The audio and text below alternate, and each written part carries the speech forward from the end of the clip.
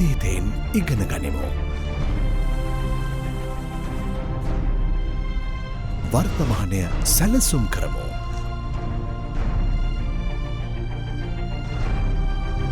අනාගතය හැඩගස්වමු.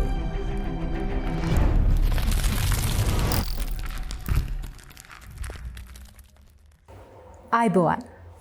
හිතවතුනි, රටක සංවර්ධනය මැනවලද්දී මංමාවත් ජලවිදුලි පහසුකම්, අධ්‍යාපනය, සංස්කෘතිය, ඒ වගේම රටක සෞඛ්‍ය පහසුකම්, මේ හැම දෙයක්ම වගේම පුද්ගල සංවර්ධනය කියන්නේත් බොහොම වැදගත් නිර්ණායකයක්.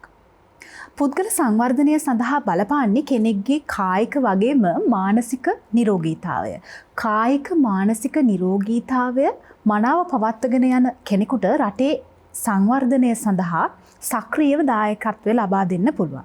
ඒ නිසා කායික මානසික නිරෝගී මිනිසුන් ඉන්න රටක තිරසර සංවර්ධනය කියන්නේ සාක්ෂාත් කරගන්න අමාරු අපහසු ඉලක්කයක් නෙවෙයි. පුද්ගල සංවර්ධනය කියන කාර්ය සඳහා ක්‍රීඩාව බොහොම වැදගත් බව අපිට බොහෝ කාලයකට කලින් හිටපු පැරණි මිනිසා තෝරගන්නවා, දැනගන්නවා. ඒ නිසා තමයි පැරණි මිනිසා ක්‍රීඩාව නිර්මාණය කරගන්නේ. ඈත ඉතිහාසය තුළ අපේ පැරැන්නන් තමන්ගේ ජීවනෝපායත් එක්ක ඒ වගේම තමන්ගේ ජීවිකාව ගත කිරීමේදී තමන්ගේ ජීවිතයට ක්‍රීඩාව නැත්තම් වෙහෙස වෙන්න යමක් කිරීමට අවශ්‍ය බව අඳුනගත්ත නිසා තමයි ක්‍රීඩාව නිර්මාණය වුණේ. මේ ක්‍රීඩාව නිසා මිනිසුන්ට බොහොම සමබර ජීවිතයක් ගත කරන්න අවස්ථාව උදා කරලා දෙනවා. දැන් ක්‍රීඩාව නිසා කෙනෙකුට නැත්තම් රටකට ළඟා කරගන්න පුළුවන් වෙනත් වරප්‍රසාද තියනවාද? කෙනෙකුට එහෙම හිතෙන්නට පුළුවන්.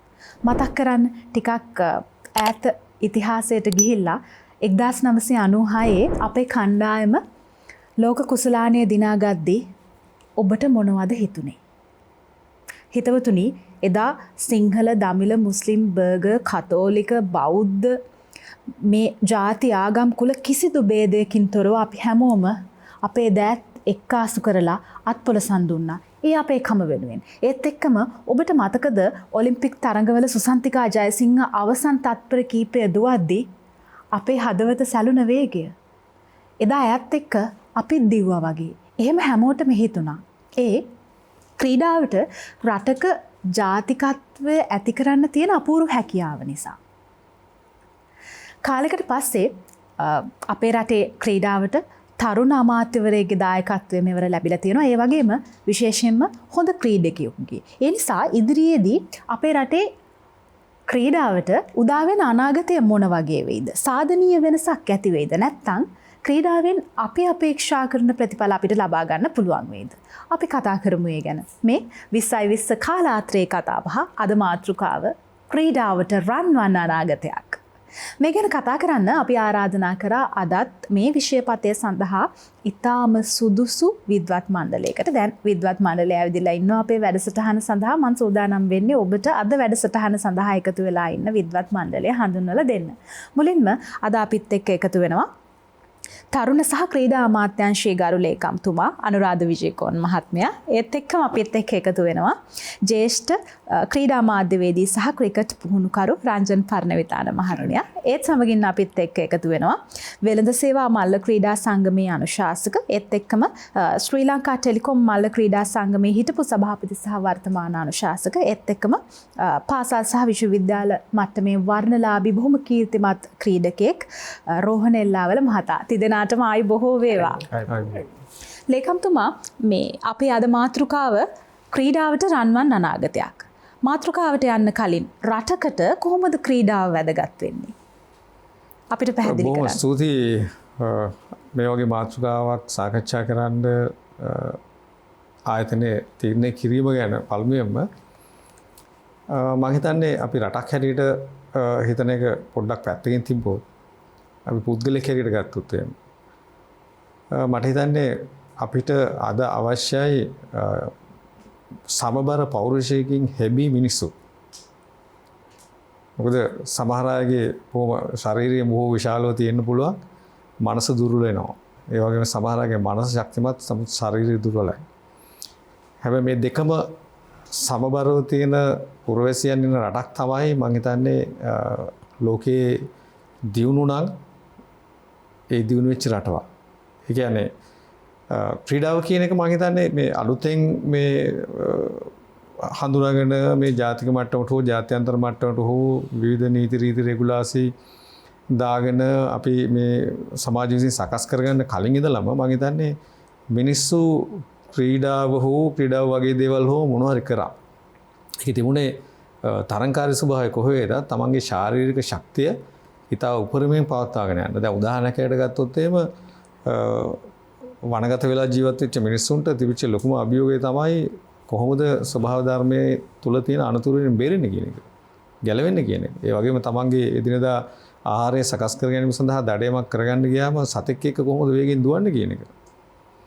ඉතින් මේ සියලු දේවල් ඒගොල්ලන්ගේ ජන ජීවිතයත් එක්ක එදිනදා කටයුතුත් එක්ක බැඳිච්ච දේවල්. ඉතින් ඒ ක්‍රියාකාරකම් මම හිතන්නේ අපි දන්න අපේ පුංචි කාලෙත් බොහෝ වෙලාවට අපි දැක්කා.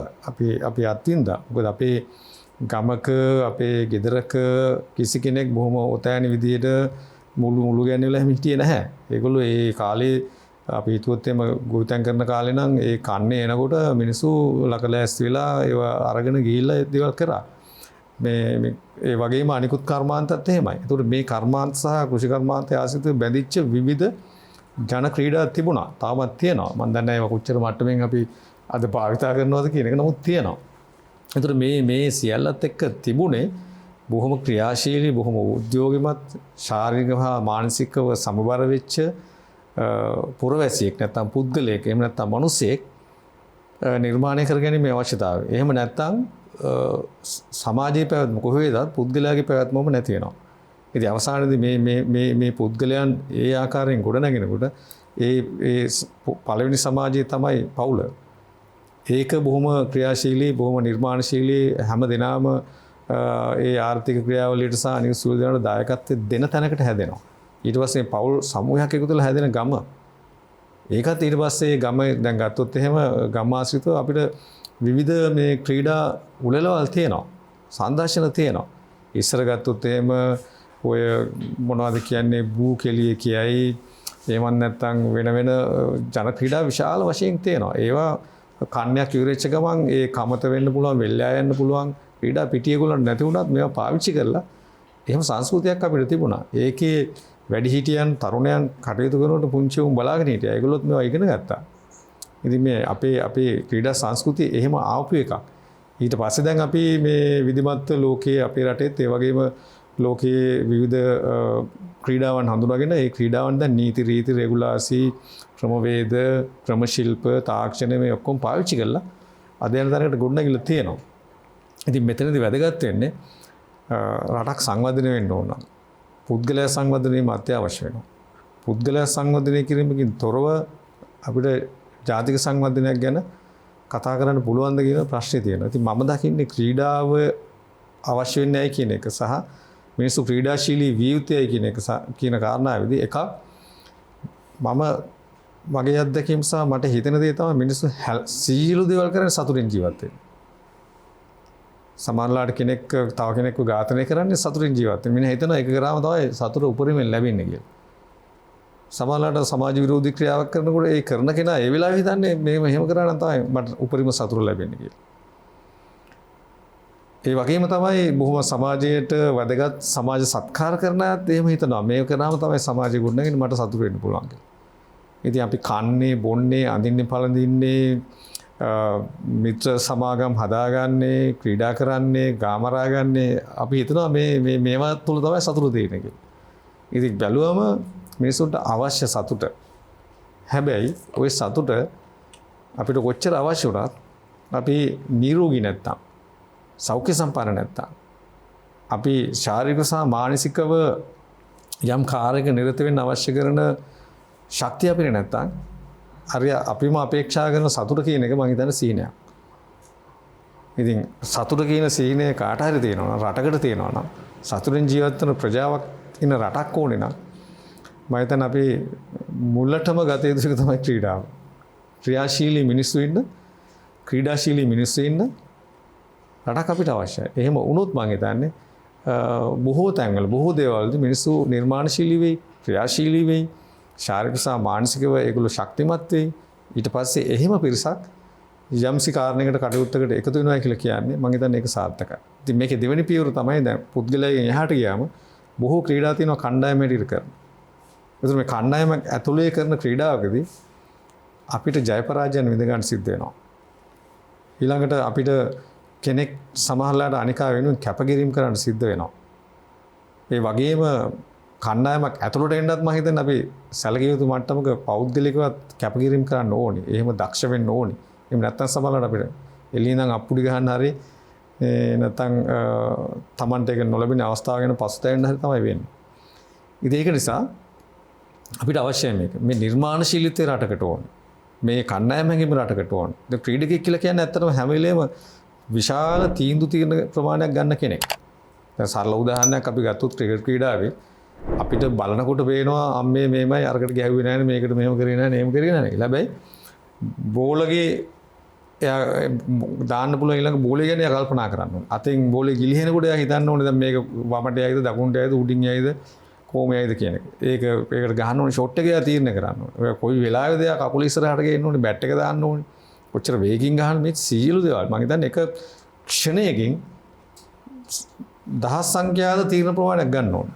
ඒතර ක්‍රීඩකයෙකුට ඒක කරන්න වෙනවා. ඉතින් එහෙම කෙනෙක් ආයතනයකට එනවා කියලා කියන්නේ. එහෙම කෙනෙක් යම්සි සමාගමකට එහෙම නැත්නම් ව්‍යාපාරයකට එනවා කියලා කියන්නේ. එයා හොඳ ඩිසිෂන් මේකර් කෙනෙක්. හොඳ තීන්දුව ගන්න පුළුවන් කෙනෙක්. ඒ වගේම තමයි අපිට පේන බොහෝලාට පිටියේ මේ නායකත්වය කියන එක. ක්‍රීඩාවක නායකත්වය කියන එක. ඒතර මේක රටකට ඕනේ. මේක පවුලකට ඕනේ. එතනින් එහාට ගියාම ග්‍රාම්‍ය මට්ටමට, ප්‍රාදේශීය මට්ටමට, ඊට පස්සේ පළාත් මට්ටමට, ජාතික මට්ටමට සහ අන්තර්ජාතික මට්ටමට යනකම් මේ දේ අවශ්‍යයි. ඒතර සාමාන්‍යයෙන් කෙනෙක් විවිධ භූමිකාවන් රඟ දක්වනවා. ඒ හැම භූමිකාවක්ම සාර්ථක වෙන්න නම් මම හිතන්නේ මේ කියන මූලික දක්ෂතා, කුසලතා, ගුණාංග, හැකියාවල් ටික පුද්ගලයා සතු විය යුතුයි. ඉතින් මම හිතන්නේ ඒකට මහත්ම අත්දැක සපයන ක්‍රීඩාව. හොඳයි. එල්ලාවල මහත්මයා ඔබ වෘත්තිකයෙක් බොහොම කීර්තිමත් සන්නාමයක ලංකාවේ ඒ වගේම ඔබ පාසල් අවදියේ සිට විශ්වවිද්‍යාල අවදිය දක්වාත් අදත් ක්‍රීඩකයෙක්. පුද්ගලයෙකුට ක්‍රීඩාව කොහොමද වැදගත් වෙන්නේ? ඒ නිර්වචනාත්මක වැදගත්කම ඔබතුමා ඔබේ වෘත්තීය ජීවිතය තුළ ඔබේ පෞද්ගලික ජීවිතය තුළ විදලා තියෙනවද? අනිවාර්යෙන්. මම ක්‍රීඩාව කියන එක දකින්නේ මේ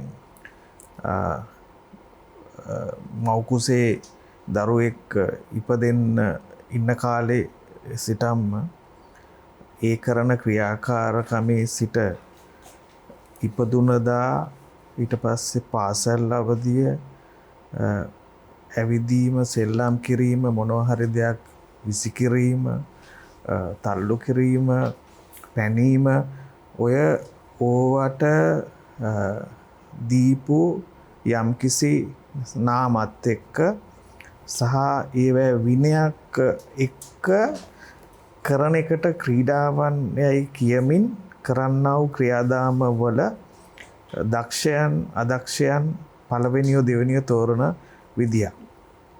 අර ලේකම්තුමා කියපු විදිහටම ඔය දේ බොහෝ වෙලාවට මේ ක්‍රීඩාවත් එක්ක ඉන්නකොට ඒගොල්ලොන්ගේ ජීවිතයට ක්‍රීඩාවෙන් ලැබෙන දේ බොහෝයි.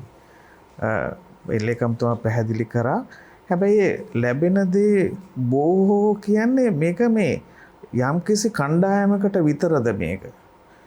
උදාහරණයකට ගත්තහම මේ ක්‍රීඩක ක්‍රීඩිකාවන් කියලා අපි වෙනම කණ්ඩායමක් සිටිය යුතුද?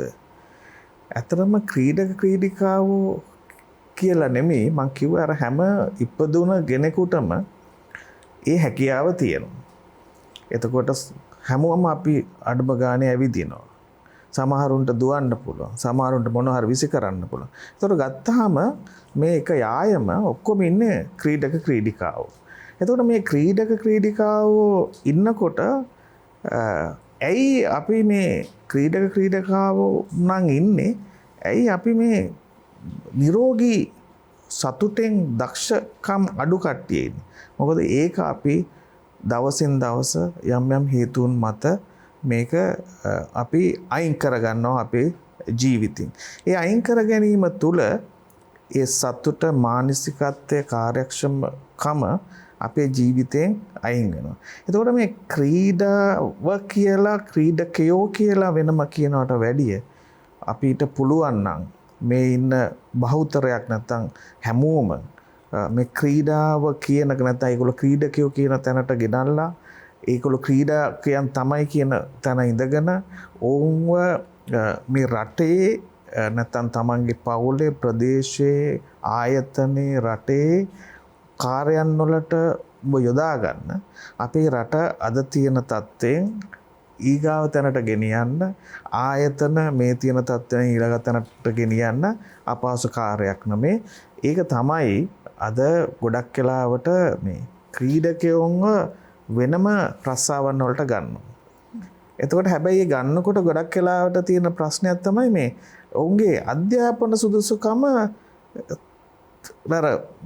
නෑ ක්‍රීඩාව තමයි තියෙන්නේ කියන. හැබැයි ක්‍රීඩකයෝ අර ඉස්සෙල්ලා කිව්වා වගේ මේ තීරණ ගැනීමේදී ඒ හැම නායකත්වයේ දැරීමේදී ගොඩාක් ඉස්සරහින් ඉන්නවා. ඉතින් ඕවා දෙක බැලන්ස් කරගෙන කරන්න පුළුවන් හොඳ පුරවැසියන් ක්‍රීඩකයෝ පිරිසක් රටකට අවශ්‍යයි. ඉතින් මම දකින්නේ අපි ආයතනයක වැඩ කරනකොට වුණත් ඒ ක්‍රීඩා කරපු ක්‍රීඩාවත් එක්ක ඉන්න ක්‍රීඩාශීලී මානසිකත්වයකින් ඉන්න කණ්ඩායම හැමතිස්සෙම අනිත් අයට වැඩිය යම්කිසි ඉස්සරහකින් ඉන්නවා. ඒ ඉස්සරහා ඉඳීම තුළ ඒ ආයතනයට ලොකු වැඩක් ලොකු දෙයක් කිරීමේ හැකියාවක් ලැබෙනවා.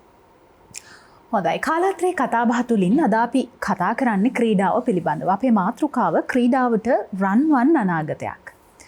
ලේකම්තුමා සහ එල්ලාවල මහත්මයා දෙදෙනාම කිව්වා ක්‍රීඩාව කෙනෙකුට බොහොම වැදගත් පුද්ගල සංවර්ධනයේ තීරණාත්මක සාධකයක් කියලා ක්‍රීඩාව. ඒ වගේම රටක් විදිහටත් ක්‍රීඩා කරන මිනිස්සු ඉන්න රටක වැදගත්කම කිව්වා.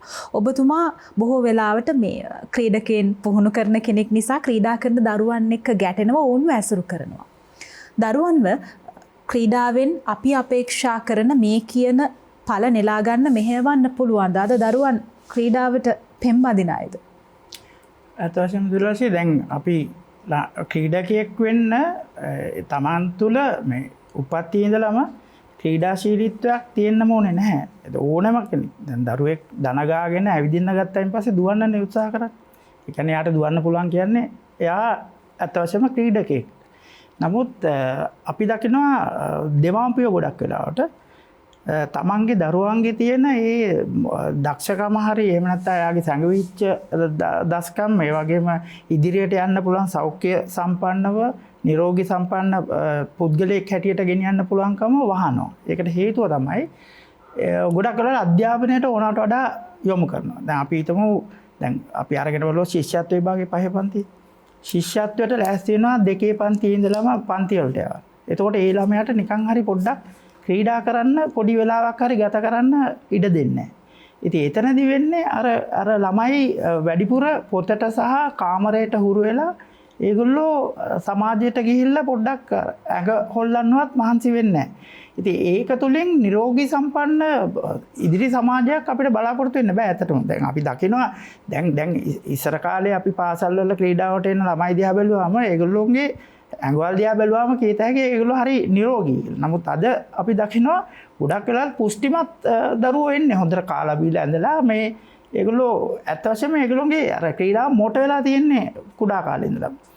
ඉතින් එතනදී මම දකින්නේ දැන් අපි මෙතුමන්ලා දෙන්නම කිව්වා වගේ ඕනම කෙනෙකුට අපි තමයි දැන් පොඩක් එහාට ගිහලා ආබාධිත පුද්ගලෙක් කියලා. අද ආබාධිතයෙකුට උනත් කරන්න ක්‍රීඩා තියෙනවා. ඒ කියන්නේ රෝද පුටුවක ඉඳලා කරන්න ඕන තරම් ක්‍රීඩා තියෙනවා. ඉතින් ඒකින්ද ක්‍රීඩාවට යොමු වීම බාධාවක් නෙවෙයි මොනම අංශයකින්වත්. අධ්‍යාපනයේ අපි දැකලා තියෙනවා පෞද්ගලික කාලේ හැබැයි මෑත කාලේ නම් අඩුයි. ඇඩ්වාන්ස් ලෙවල් පාස් වෙලා යුනිවර්සිටි යන ක්‍රීඩකයෝ සෑහෙන හිටියා පෞද්ගලික කාලේ. දැන් ડોක්ටර්ස්ලා හිටියා හොඳට ක්‍රිකට් ගහපු. නමුත් මෑත කාලේ එහෙම යනවා අඩුයි. මොකද සමහර වෙලාවට දැන් විශේෂයෙන්ම ක්‍රිකට් වගේ ක්‍රීඩාවකට වැඩිපුර තරඟ යොදනවා. දැන් පාසල් මට්ටමේ වැඩිපුර තරඟ එදාට වඩා තියෙනවා. ඒකින්ද ඒගොල්ලන්ට වෙලාවක් නැහැ මේ සමහරවිට අධ්‍යාපනයේ නිරත වෙන්නේ ඒ ක්‍රීඩාව කරන අයට. ඒතකොට මේකේ දෙපැත්තක් තියෙනවා. ඒතකොට ඒගොල්ලෝ අධ්‍යාපනය ලබන්න හොර වෙනවා. ඒ වගේම තමයි අධ්‍යාපන ලබන අය ක්‍රීඩාව පොඩ්ඩක් කරන්න හොර වෙනවා. ඉතින් ওই දෙක අපි බැලන්ස් කරගන්න ඕනේ. අඩු ගානේ දෙමාපියන්ට දැනුවත් වීමක් කරන්න ඕනේ. මොකක් හරි ක්‍රීඩාවක් හැම ළමයෙකුටම එයාගේ ඇඟ ඇතුලේ තියෙනවා. ඒ කරන්න පුළුවන්. දැන් චෙස් ක්‍රීඩාව ඇඟ වහන්සේ කරන්න ක්‍රීඩාවක් නෙවෙයි. නමුත් ඒක බුද්ධි වර්ධනය වෙන හොඳ ක්‍රීඩාවක්. ඒකට සමහරට දක්ෂකමක් තියෙනවා නම් ඒ ක්‍රීඩාවෙන් ළමයා ගන්න. සමහර දෙමාපියෝ උත්සාහ කරනවා අපි දකිනවා ක්‍රිකට්ම ගන්න. සමහරවිට ඒ දරුවාගේ ඇඟේ ක්‍රිකට් නැහැ. නමුත් බලෙන් අද ජනප්‍රිය ක්‍රීඩාවක් ඉඳ එයා ක්‍රිකට් ක්‍රීඩකයෙක් කරන්න උත්සාහ කරනවා. නමුත් ඒ ළමයා කැමති සමහර ක්‍රීඩාවක් තියෙන්න පුළුවන්. ඒ ක්‍රීඩාවට යොමු කරන්නේ නැහැ. ඉතින් මම හිතන්නේ අන්න ඒක අපි තේරුම් ගත යුතුයි. ඒ තේරුම් අරගෙන දැන් වත්මන් ක්‍රීඩා අමාත්‍යවරයාගේ හොඳ දර්ශනයක් තියෙනවා. දැන් ඇත්තටම ඔහුට උවමනාව ඔහු ක්‍රීඩකයෙක්. ඉතින් ක්‍රීඩකයෙක් නිසා ගොඩක් වෙලාවට ක්‍රීඩකයන් තුළ තියෙන්න ඕනේ මොනවද කියන එක එතුමාට මේ දැනුමක් තියෙනවා. ඉතින් අත්දැකීම් තුලින්. ඒකින්ද මම හිතන්නේ ක්‍රීඩකයන්ගේ අපි වැඩි දියුණු වෙලා ඉන්න ක්‍රීඩකයන්ගේ මට්ටම අපි ජාත්‍යන්තර මට්ටමට ගෙනියනවා වගේම පහළ මට්ටමේ ඉඳලා හැම දරුවෙක්ම යම්කිසි ක්‍රීඩාවක් කරන මට්ටමට ගේන එක තමයි මම හිතන්නේ අනාගතයේදී විය යුත්තේ.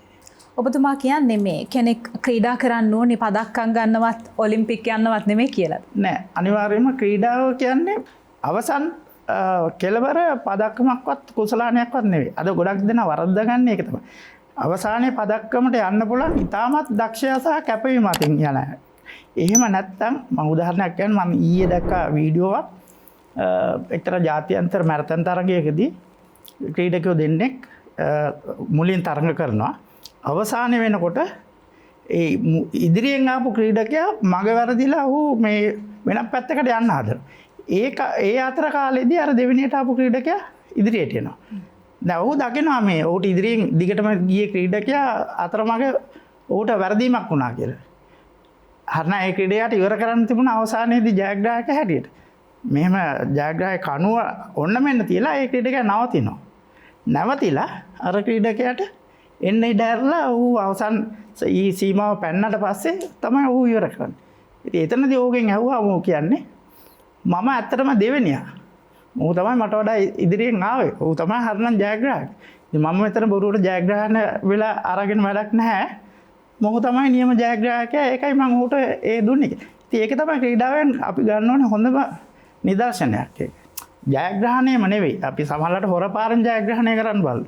එහෙම නෙවෙයි. ක්‍රීඩාවේ ওই ගුණාංග අපි ඉගෙන ගන්න. හොඳයි අපි සූදානම් වෙනවා කාලාත්‍රේ කතාබහ වැඩසටහනින් විරාමයක් ලබා ගන්න. විරාමයෙන් අනතුරුව අපි නැවතත් ක්‍රීඩාවට රන් වන් අනාගතයක් උදා කරන්නේ කොහොමද කියන කාර්යය ගැන කතා කරමු.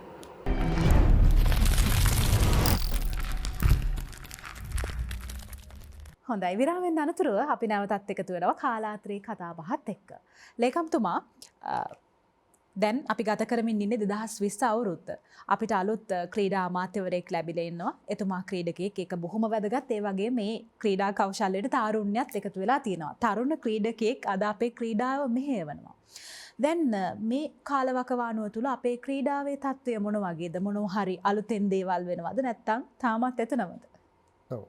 ඒක ඉතාම හොඳ ප්‍රශ්නයක් මම හිතන්නේ. ඊට කලින් මම ලෑස්ති මේ පරණවිතාන මැතිතුමා කියපු කාරණාට පොඩ්ඩක් එකතු කරා.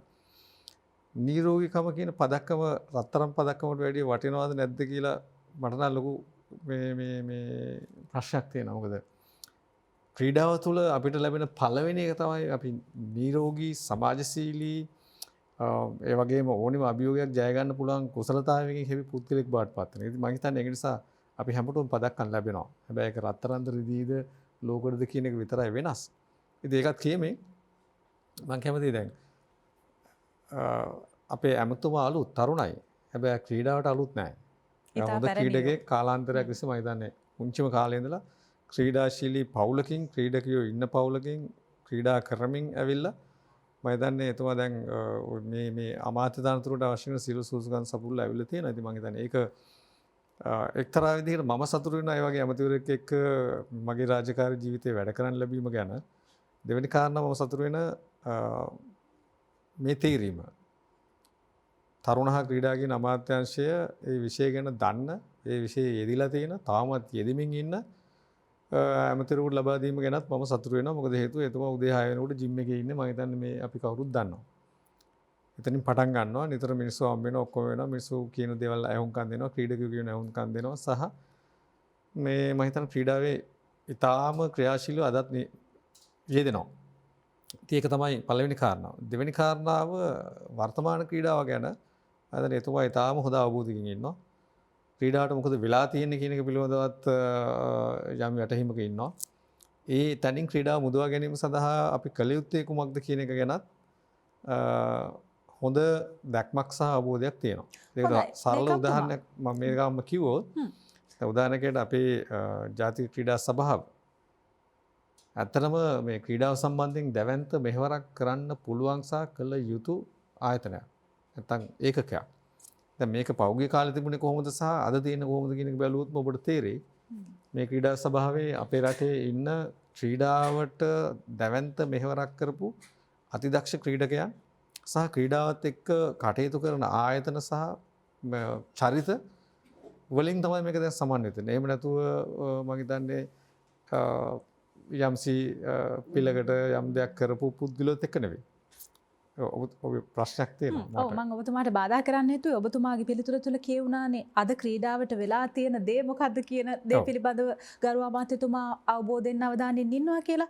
ඇත්තටම අද ක්‍රීඩාවට මොකද වෙලා තියෙන්නේ මම අපේක්ෂා කරන්නේ මේ පිළිතුර. ඔව් මම සරල උදාහරණ කිව්වා. දැන් ක්‍රීඩාවට වෙලා තියෙන දේ මම කටින් ඒ ක්‍රීඩාව ගැන කියනකොට වඩා අපි වෙන නිර්ණායක ඔස්සේ බැලුවොත් දැන් අද අපේ රටේ අධිපෝෂණයෙන් පෙළෙන ප්‍රමාණය කොච්චර ඉන්නවද කියලා බැලුවොත් මුළු ළමා ජනගහනය සහ අනිත් ඔක්කොමත් එක්ක ගත්තොත් එම 20%කට වැඩි අධිපෝෂණය. එක පැත්තකින් මන්ද පෝෂණයත් යම් යම් තැන්වල පොඩි ප්‍රමාණවල තියෙනවා. අධිපෝෂණය තියෙන කොච්චර ඉන්නවද කියන එක. ඊළඟට දියවැඩියාව වැළඳිච්ච තරුණ සහ ළමා වයසේ ඉන්න අය කොච්චර ඉන්නවද කියන එක. මේ හොඳ නිර්ණායක. ඊළඟට අපේ රටේ ඩිවෝස් රේට් එක නැත්තම් මේ දික්කසාද වීමේ ප්‍රතිශතය කොච්චරද කියලා බැලුවොත් ඒක 40ක් විතර වෙනවා විවාහ වෙන මෑත කාලේ විවාහ වෙන බෝ අයගේ. ඉතින් මේවට හේතු මොනවාද? ඒක හොයලා බැලුවොත් එහෙම මම හිතන්නේ ඔබටයි මටයි දෙන්නට මේ තාම පැහැදිලි වෙනවා ක්‍රීඩාවට අද මොකද වෙලා තියෙන්නේ කියලා. ක්‍රීඩාව ඉතා හොඳින් කරා නම් අපේ දරුවෝ අධිපෝෂණය හැදෙයිද? නැත්නම් මන්ද පෝෂණය කියන වගේ දේවල් හැදෙයිද? දෙවෙනි එක තමයි දියවැඩියාවට අපේ දරුවෝ ලක් වෙයිද අපේ රටේ ක්‍රීඩාව ඉතාම ඉහළ හොඳ තැනක තිබුණා නම්. මම අනිත් පැත්තෙන් හිතනවා අපේ මිනිස්සුන්ගේ ජීවිත අසාර්ථක වෙයිද 40 විතර ඩිවෝස් රේට් එකට යන රටක් බවට අපි පත් වෙයිද අපේ ස්ත්‍රී පුරුෂ දෙපාර්ශ්වයම ක්‍රීඩාශීලී වුණා නම් සෞඛ්‍ය සම්පන්න වුණා නම් ජය පරාජය විඳගන්න පුරුදු පුහුණු වෙලා තිබුණා නම් ඔවුන්ට කණ්ඩායම් හැඟීම කියන එක තිබුණා නම් නායකත්වය කියන එක තිබුණා නම් තීරණ ගැනීමේ හැකියාව කියන එක තිබුණා නම් මම හිතන්නේ බොහොම සරල පුංචි දේවල් වලින් ඉතාලම උතුම් අරමුණකට එකතු වෙන දෙන්නේ වෙන් වෙන්නෙත් නෑ. ඉතින් මට හිතෙන්නේ අද ක්‍රීඩාව ගැන මට වෙන් කරලා මෙහෙමයි කියලා කියනවට වඩා ඉතාලම හොඳින් කියන්න පුළුවන් මේ වගේ සමාජයේ පවතින වෙනත් නිර්ණායක ටිකක් අරන් පෙන්නලා. ඉතින් මේක අපි දැකලා තියෙනවා. මේක අපි දන්නවා. අපේ ක්‍රීඩාවේ දැන් අතරම කියනවනේ දැන් මම පාසල් යන කාලේ මගේ පාසලෙන් මම බණ්ඩාරල මධ්‍යම විද්‍යාලයේ බිහි වෙච්ච ක්‍රීඩකයෝ ජාතික මට්ටමේ ක්‍රීඩකයෝ අතිවිශාල ප්‍රමාණයක් හිටියා. හැබැයි මම අධ්‍යාපන අමාත්‍යාංශයේ අතිරේක ලේකම් හැටියට හිටියා පහුගිය අවුරුදු දෙකක කාලයක්. මම ඉතාලම කැමැත්තෙන් ගියා ජාතික පාසල් ක්‍රීඩා වල බලන්න. ගිහලා මම බලන්න හිටියා අඩු ගානේ මගේ පාසලෙන් නෙවෙයි. ඒ බදුල්ල දිස්ත්‍රික්කයෙන් හරි නැත්නම් මොණරාල දිස්ත්‍රික්කයෙන් හරි ඌව පළාතෙන් හරි ජයග්‍රහණයක් ලැබුණ ක්‍රීඩකෙක් කවුරු හරි දැන් එයිද කියලා. ඉතාලම කනගාටුයි කියන්න. මම හිටපු මුළු දවස ඇතුළත මට එහෙම අත්දැකීමක් ලබන්න වාසනාවක් තිබුණේ නැහැ. ඒතකොට මේ උස් පහත් වීම සිද්ධ වෙනවා. ඒතකොට යම් කාලෙක මේක ඊටාම ඉහළින් තිබිලා යම් කඩාවැටීම් තියෙනවා. මම හිතන්නේ ඒ කඩාවැටීම් වලට හේතුව මොකක්ද කියන එක තමයි බලන්න ඕනේ. දැන් සරල උදාහරණ අපි ඉස්කෝලේ යන කාලේ ටියුෂන් කියලා જાතියක් තිබුණේ නැහැ. නිරංජන. අපි ඉස්කෝලේ ඉගෙන ගත්තේ. හරි ඉස්කෝලේ ඉගෙන ගත්තාම අපිට ඕනි තරම් වෙලාව තිබුණා පිටණියට ක්‍රීඩා කරන්නත් ඉස්කෝලේ ආවනට පස්සේ මට මතකයි ඒ කාලේ අපි ඉස්කෝලේ වල කෙලින්ම ගියේ පිටණියට. පිටණියට ගිහිල්ලා අපි ක්‍රිකට් මැච් ගැහුවා පන්ති අතර බෙදිලා ඒවා කරලා මේවා කරලා අපි ජාත්‍යන්තර මට්ටමට ආපුණා ක්‍රීඩකයෝ නෙවෙයි. නමුත් අපි ක්‍රීඩා කරා. නමුත් ඒ පරිසරය දැහැදිලා නැහැ. ආපහු ස්කූල් බස් එකට හරි වෑන් එකට හරි නැගලා ඊළඟට යන ටියුෂන් පන්තියට. කන්නේ මොනවද කියලා බලන්න. අපි කෑමට නුසුසු ගණේ ආහාර තමයි සියල්ලම දරුවන්ට කන්න වෙලා තියෙන්නේ. මොකද අපේ වගේ පෝෂ්‍යදායක ආහාර වේලක් ලබාගෙන බොහොම විවේකයෙන් එහෙම ඉන්න බෑ. කොහෙන් හරි කවුරු හරි හදපු ඒ ෆාස්ට් ෆුඩ්ස් කියන වගේ මොනවා හරි ටිකක් ගිල්ලා ගියා. ඒ නිසා මේ අධ්‍යාපන පද්ධතිය මම හිතන්නේ සෑහෙන දුරට වග වෙන්න ඕනි. අපේ රටේ ක්‍රීඩාව යම් ප්‍රමාණයකින් හරි බිඳ වැටලා තියෙනවා නම් ඒකට. මොකද හේතුව දැන් අපි අමාත්‍යාංශය ගත්තොත් එහෙම බොහෝ වෙලාවට අපි ජ්‍යෙෂ්ඨ මට්ටමේ ක්‍රීඩකයන් වෙනුවෙන් තමයි ප්‍රධාන මැදිහත් වීම කරන්නේ. ඊට අතිරේකව පළාත් සභා මට්ටමින් තමයි ග්‍රාම්‍ය මට්ටම සහ ප්‍රාදේශීය මට්ටමේ ක්‍රීඩා නගා හිටුවීම මොකද මේක විවාදගත විෂයක් නිසා. ඒගොල්ලෝ තමයි කරන්නේ. දැන් අපි බලන්න ඕනේ මම හිතන්නේ ඊටාම කැමති අපේ රෝහණ මැතිතුමා කිව්ව කාරණාවකට. දැන් මේ මෞකුස කියන එක. මම බෞද්ධයෙක්. මම විශ්වාස කරන දෙයක් තියෙනවා සහ ඒ ආගමේ උගන්වන දෙයක් තියෙනවා. අපිට ඕනේ නම් සංසාරේ හැදිච්ච අයව මෞකුසට ගෙන්න ගන්න පුළුවන්. ඉතින් අපි මෙතනින් මේ අපේ ජීවිතේ ඉවර කරලා ආපහු කොහේ හරි ගිහිල්ලා ගන්ධබ්බෙක් හැරෙන්න ඉඳලා ආපහු උපතක් බලාපොරොත්තු වෙනවා නම් අපි අපේ අම්මාවයි තාත්තවයි තෝරනවා. දැන් මට තේරෙන්නේ නම් ක්‍රීඩාශීලී එහෙම ජීවිත බලාපොරොත්තු වෙන ක්‍රීඩාශීලී අයට හොඳ අම්මලා තාත්තලා දැන් මේ රටේ නැහැ. එයා බලන්නේ ක්‍රීඩාශීලී අම්මා කෙනෙක්, ක්‍රීඩාශීලී තාත්තා කෙනෙක්, ක්‍රීඩාවට ආදරය කරන කෙනෙක්, ක්‍රීඩා කරන කෙනෙක්. ඒක නිසාම උප්පත්තිය කල් දාගෙන ඉන්නවද දෝ කියලා අදහසක් මට තියෙනවා. මොකද ශ්‍රී ලංකාව තමයි ඉපදුනාට පස්සෙවත් අපි අවකාශයන් සලස්විය යුතුයි සියලු දෙනා ක්‍රීඩාශීලී වෙන. ඒතර ඇත්තටම අපි කොළඹ නගරයේ ආශ්‍රිතව ගත්තත් ඉස්සර ඔය ඇවිදින මන්තිරු එම තිබුණේ නැහැ. ඒ නැති කාලයට වඩා දැන් මිනිස්සු එළියට ඇවිල්ලා අපිට පේනවා ටිකක් එහෙම යනවා. එහෙම විනෝද වෙනවා. තමන්ගේ දරුවන් එක්ක එනවා. ඉතින් මේ තත්ත්වයන් වර්ධනය කළ යුතුයි. එක පැත්තකින් ඒ කියන්නේ අපි සංස්කෘතියක් හදන්න ඕනේ. ඒක තමයි වැදගත්ම දේ. ඒ කියන්නේ මොනවා හරි ටිකක් කාලා බීලා ඔක්කොම කරලා මම මගේ පවුල කියලා ගේ ඇතුළට රින්ගගෙන ඒක ඇතුලේ හෑන්ඩ් ෆෝන් එකයි වෙන මොනවා හරි ටිකක් එක්ක ලෝකයේත් එක්ක බද්ධ වෙලා මේ එහෙම ඉන්න ජීවිත වෙනුවට අම්මා තාත්තා දරුවෝ වැඩිහිටියෝ මේ යම් දවසේ යම් කාලයක් එළියට බැහැලා පරිසරයත් එක්ක ගහකොළත් එක්ක ඊළඟට ওই කියන වෙනත් පහසුකම් එක්ක චුට්ටක් දුවලා පැනලා හැසිරෙන සංස්කෘතියක් හදන්න ඕනේ. මම වැඩිම දකින්නේ මේකෙදී අපිට තියෙන ලොකුම අභියෝගය මේ වැඩිහිටියන් ක්‍රීඩාව කරේ නඹුරු කරගැනීම. ඔවුන්ගේ චින්තනය, ඔවුන්ගේ සිතුවිලි, ඔවුන්ගේ ආකල්ප වෙනස් කරගැනීම. දරුවන්ව වෙනස් කරන එක ඇත්තට ලොකු ප්‍රශ්නයක් නෙවෙයි. මොකද දරුවෝ කියලා කියන්නේ හරි දේ, හොඳ දේ, ඔවුන් කැමති දේ, අවශ්‍ය දේ ලැබෙනවා නම් ඔවුන් ඒක බොහොම සතුටින් බාර ගන්නවා. හැබැයි මේ විලංගු දාලා දරුවන්ව හිර කරලා කූඩු කරලා අර්ග කරන්න එපා මේක කරන්න එපා කියන සියලු දේවල් අපිට සිද්ධ වෙලා තියෙන මේ වැඩි හිටියන්ගේ. ඉතින් මම හිතන්නේ මොකද්ද හේතුවක් තියෙනවා. ඒ හේතුව වෙන්න පුළුවන් දැන් ඉන්න වැඩි හිටියෝ මේ ක්‍රීඩාවෙන් ඈත් වීම. ටියුෂන් සංස්කෘතියකට ගිහිල්ලා පාසලෙන් ටියුෂන් ක්ලාස් එකට ගිහිල්ලා එහෙම ජීවිතයක් ගිහිල්ලා තමන් හොඳයි සම්මත රැකියාවකුත් හොයාගෙන ඒකෙන් සල්ලි ටිකක් හම්බ කරලා ඊට පස්සේ ගියක් දොරක් හදා ගැනීම, යාන වාහන ගැනීම, විවාහයක් කර ගැනීම ඔය දරුවෙක් වගේ විතර යන්තම් හදා ගැනීම වගේ තැන්වල ඉන්නවා. ලේකම්තුමා සමා වෙන්න ඔබතුමා මට ඍජු පිළිතුරක් දෙන්න. ඔබතුමා මේ ලොකු විස්තරයකුත් එක්ක අපිට පැහැදිලි කරන්නේ අද ක්‍රීඩාව සාධනීය තැනක නැහැ කියන කාරණයද? නෑ සමහර ක්‍රීඩාවන් සාධනීය තැන්වල තියෙනවා. හැබැයි අපි බලන්න ඕනේ නේද? අපි වපුරු ප්‍රමාණයට අස්වැන්න තියෙන්නේ.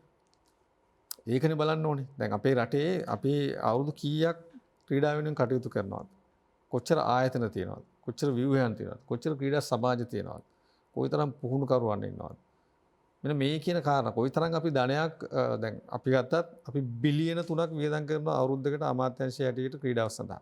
ඊට අතිරේක පළාත් සභාව වියදම් කරනවා. පාසල් අධ්‍යාපන අමාත්‍යාංශය වියදම් කරනවා. ඊළඟට පෞද්ගලික ආයතන ගත්තොත් ඒගොල්ලෝ දැවැන්ත ධනයක් වියදම් කරනවා. විශේෂයෙන් පාසල් ගත්තොත් එහෙම අපේ රටේ ප්‍රසිද්ධ පාසල් මම හිතන්නේ ඒක මිලියන 200-300 වියදම් කරනවා අවුරුද්දක සමහර ක්‍රීඩාවලට විතරක් වියදම් කරනවා.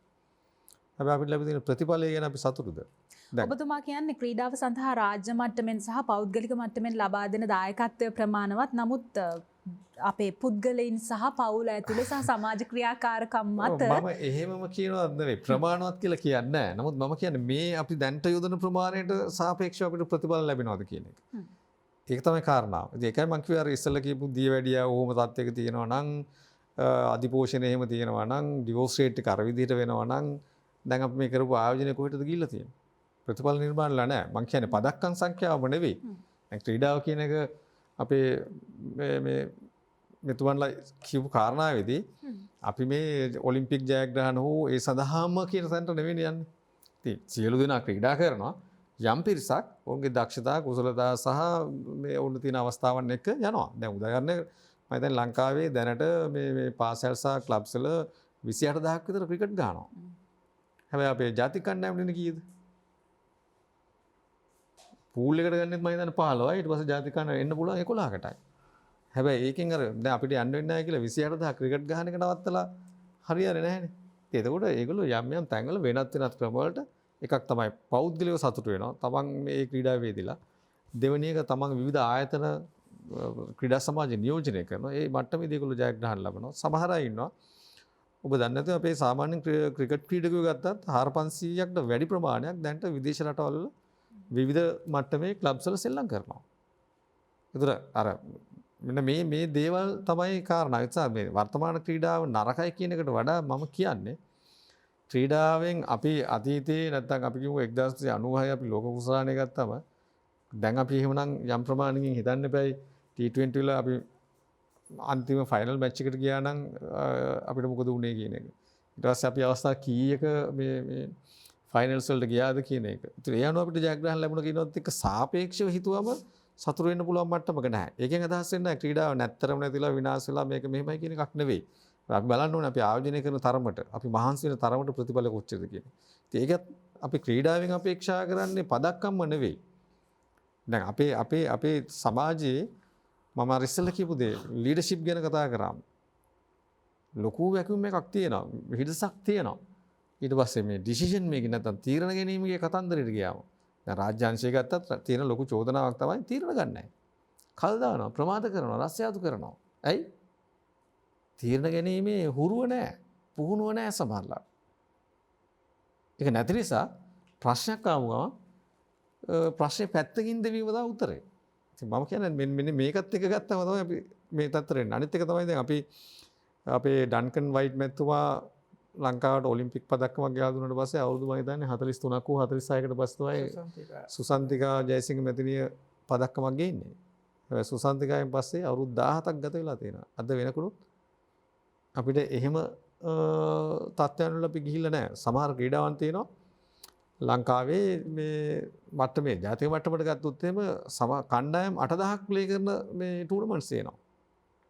හැබැයි ජාත්‍යන්තර මට්ටමට යනකොට ඊ තරම් දැවැන්ත පැතිරිච්ච මේ විදිහට කරන ක්‍රීඩාව ඇතුළෙත් අපිට ලැබිච්ච ජයග්‍රහණ මොනවද කියලා කිව්වොත් එහෙම ප්‍රශ්නයක් තියෙනවා. ඉතින් ඒක නිසා තමයි දැන් තියෙන තත්ත්වය ගැන එක්තරා විදිහක සතුරු වෙනවා. කවුරු හරි මේ තත්ත්වෙට මේක ගෙනාවනේ අද තියෙන තත්ත්වෙට. නැත්තම් මේකවත් නැහැනේ. නමුත් මේ තත්ත්වය ගැන අපිට සෑහීමකටපත් වෙලා ඉන්න බෑ. ඒක තමයි තියෙන අමතුමත් අපි සියලු දෙනාත් දකින්න දේ. මෙතනින් එහාට අපි යන්න ඕනේ. අපි ජාතික මට්ටම සහ ජාත්‍යන්තරය කියන එක ජයග්‍රහණය කරන්න ඕනේ. මේකේ වැදගත්කම තියෙන්නේ ක්‍රීඩාවෙන් පදක්කමක් ගැනීමට එහා ගිය දෙයක්. මොකද අපි 1996 ලෝක කුසලාන දිනකට ලෝකයේ ඔක්කොම මේ කවුද ලංකාව කියලා දන්නවා, හොයනවා, බලනවා. ඒ නිසා අපිට පිටරටට අපි ගියත් සමහර ක්‍රීඩාංගයේ නම් කියලා ඒ රටේද කියලා අහන තැනකට යනවා. සහ අපිට ජාත්‍යන්තරයත් එක්ක බොහෝ දේවල් ලැබුණා රටක් විදිහට. ඉතින් මෙන්න මෙතන තමයි තියෙන්නේ. දැන් අපි රට වශයෙන් කොච්චර කුඩාද ලොකුද කියන එකට වඩා අපි ලෝකේ ඉස්සරහා කොච්චර ජයග්‍රහණ ලබනවද නැද්ද කියන එක. කොයිතරම් නිර්මාණශීලී දේවල් කරනවද නැද්ද කියන එක. ලෝකේ තියෙන බොහෝ ගැටලු වලට අපි කොයිතරම් හොඳ උත්තර හදලා දෙනවද නැද්ද කියන එක. ඒක මත තමයි අපිට ලෝකයේ කොච්චර පිළිගැනීමක්, ඉඩකඩක්, අවකාශයක් තියෙනවද නැද්ද කියන දේ. ඉතින් මෙතෙන්ට තමයි අපි යා යුත්තේ. අනිත් එක තමයි ලෝකේ බොහෝ රටවල් ක්‍රීඩා දියුණු රටවල් ආර්ථිකයට 3% දායකත්වයක් ක්‍රීඩාවෙන් හම්බ වෙනවා. නමුත් අපේ ගත්තොත් මම හිතන්නේ දශම වලටත් පහළ තියෙනවා. ඒ නිසා අපිට ක්‍රීඩා ආර්ථිකයක් ගැන හිතන්න වෙනවා. ඊළඟට තමයි මේ සංචාරක කර්මාන්තය වගේ විනෝදාස්වාදය සඳහා මිනිස්සු යෙදෙන දේවල් ඇතුලේ ක්‍රීඩාවට ලොකු ඉඩක් තියෙනවා. ඒතර මේ දෙක අතර තියෙන සහසම්බන්ධය අපිට පාවිච්චි කරන්න පුළුවන් රටක ආර්ථික සංවර්ධන ක්‍රියාවලියට. ඊළඟ තමයි දැන් ජාත්‍යන්තර ජයග්‍රහණ සහ ජාතික මට්ටමේ ඉතාම හොඳ අපේ දැන් ජයග්‍රහණ අපිට ලැබෙනවා.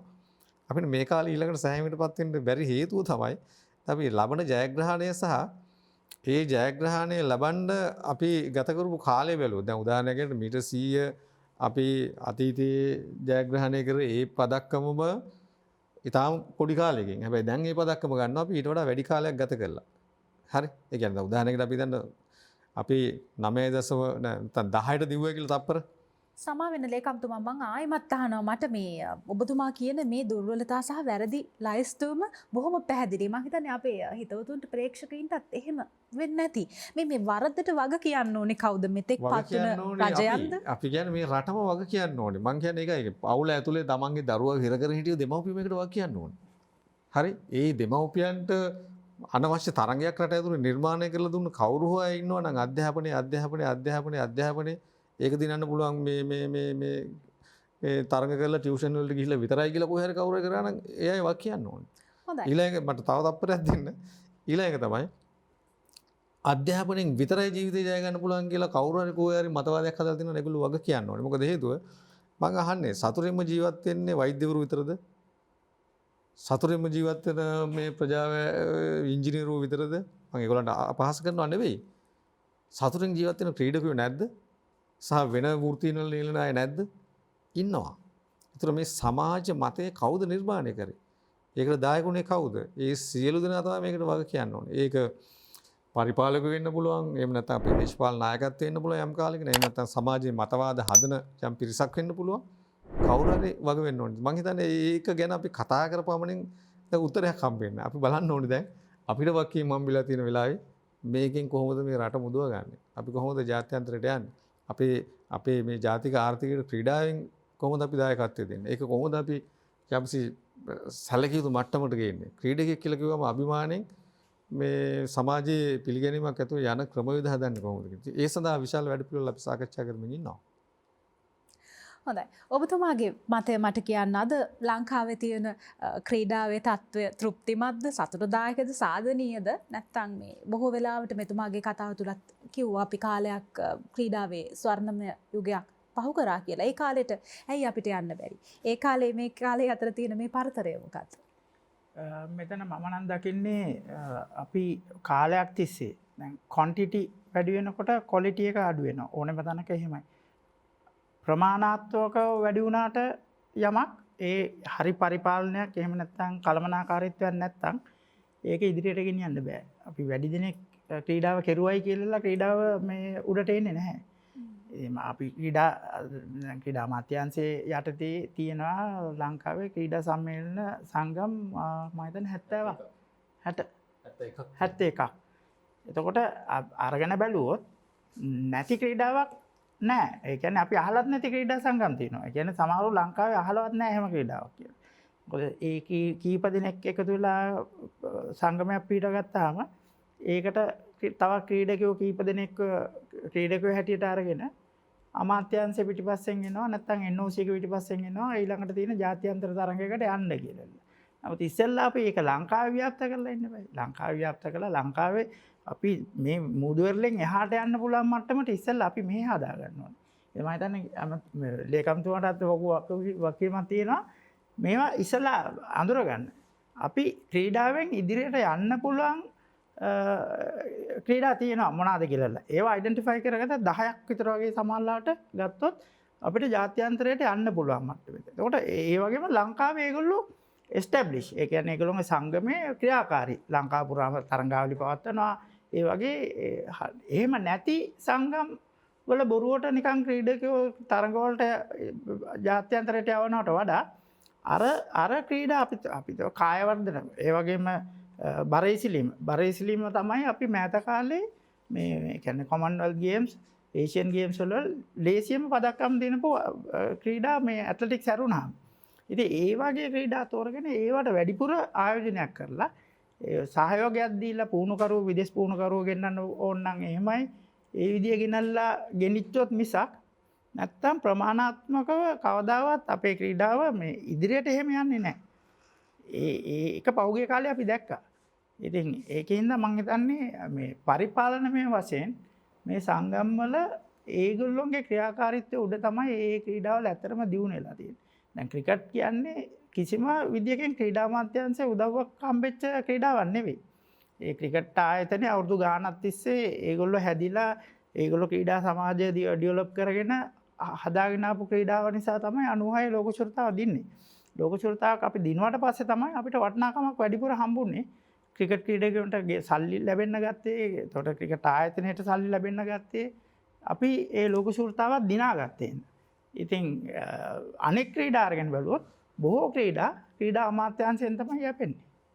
ඉතින් ඒගොල්ලෝ හැමතිස්සෙම බලාපොරොත්තු වෙන්නේ තමන්ගේ ක්‍රීඩාව දියුණු කරනවා කියන්නේ ක්‍රීඩා අමාත්‍යාංශයෙන් සියලු දේ බලාපොරොත්තු වෙනවා. ඉතින් මම හිතන්නේ ක්‍රීඩා අමාත්‍යාංශයේත් වැඩ පිළිවෙලක් තියෙන්න ඕනේ. අර ක්‍රීඩා මොනවාද කියලා අයිඩෙන්ටිෆයි කරගෙන අඳුරාගෙන මේ ඒ ක්‍රීඩාව විතරක් ජාත්‍යන්තරයට යන්නත් අනිත් ක්‍රීඩාවල් වලට උදව් කරන්න ඉස්සෙල්ලා ඒගොල්ලෝ ජාත්‍යන්තරයට යන්න ඉස්සෙල්ලා දේශීය මට්ටමේ ඉස්සෙල්ලා ක්‍රීඩාව දියුණු කරන්න. හොඳයි එල්ලාවල මහත්මයා ඔබතුමා විද්වත් වෘත්තිකයෙක් වැඩ ලෝකයේ ඇතුලේ විශේෂයෙන්ම පුද්ගලික ආයතන වලට සේවය සපයන බොහෝ දෙනෙක් ඉන්නවා අපේ රටේ. වැඩ ලෝකයේ ඇතුලේ ක්‍රීඩකයෙකුට තියෙන තැන මොන වගේද?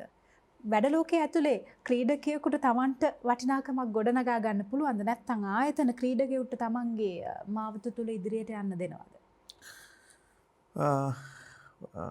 ඔව් නෑ කියන එක තමයි මට කියන්න තියෙන්නේ. මොකද සමහරලාවට ඔව් සමහරලාට නෑ. ඉතින් අර ලේකම්තුමා කිව්වා ඉංජිනේරුවන් ගැන කතා කරා. මමත් ඉංජිනේරුවෙක්, වරලත් ඉංජිනේරුවෙක්. එතකොට අපි මේ වාසනාවකට අර ක්‍රීඩා කරන ගමන් ඉගෙනත් ගත්තා. ওই දෙකම කරපු හින්දා අද මෙහෙම වෙන්න ඉන්නවා. හැබැයි මම ඔතන ක්‍රීඩාවේ තිබුණ தත්ත්වය එක කියලා එන්නම්. මම දකින්නේ ක්‍රීඩාවට වෙලා තියෙන්නේ විශේෂයෙන්ම පාසල් මට්ටමේ ක්‍රීඩා කරන්න එන ක්‍රීඩක ක්‍රීඩිකාවන්ට පවා පාසලෙන් වෙන අවැඩ බොහෝයි. මොකද ක්‍රීඩා බාර ආචාර්යවරයා හෝ වරිය එයාට කැමති ක්‍රීඩක ක්‍රීඩිකාවන් නැත්නම් ඒ දෙමාපියන්ට ඇති හැකි දෙමාපියන්ගේ දරුවන් උඩට ගන්න කරන වැඩපිළිවෙළවල් තුල මේ ඔය පාසල් ක්‍රීඩාවේ ලොකුම වෙන තැනකට කියන. ඊගාවට වෙනම කෝචර්ස්ලා හැදිලා තියෙනවා. එතකොට ඒ කෝචර්ස් නැත්තම් තමන්ම කරන කෝචින් කැම්ප් එකක තුල එන ළමයින්ට තමයි අවස්ථාව ලැබෙන්නේ. දැන් ක්‍රිකට් ගත්තාම වුණත් ඒක තමයි ස්වභාවය. ඔය එන්න හොඳම කණ්ඩායම දැවිලා සෙල්ලම් කරන්න කියන එක අපිට ලොකු ප්‍රශ්නයක් තියෙනවා. මොකද ඒ හොඳ ක්‍රීඩකයන්ට එන්න අවස්ථාවක් ලැබෙන්නෙම නැහැ. ඊකට අපි දැක්කොත් අපි කිව්වා ගම් මට්ටම් වල මේක දියුණු වෙන්නේ නැහැ කියලා. ඇයි දියුණු වෙන්නේ නැත්තේ? ඒ ගම් මට්ටමේ ඉන්න ක්‍රීඩක ක්‍රීඩිකාවෙක් කෙනෙක් හොඳ කෙනෙක් දැක්ක ගමන් එක්කෝ කොළඹින් කොහෙන් හරි ගන්නවා. නැත්තම් ආයතනකින් ගන්නවා. ඒ අරගෙන එයාගේ සාරය අරගෙන එයාව අතහැරලා දානවා.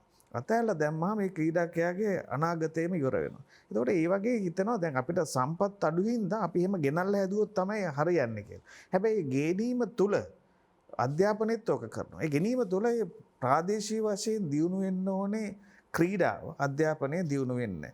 ඊකට මේගාවට ගත්තාම අපි මේ අධ්‍යාපනයයි ක්‍රීඩාවයි කියන එක වෙන් කරලා ගෙනියන්න පුළුවන්ද? ඒක වෙන් කරලා ගෙනියන්න බෑ.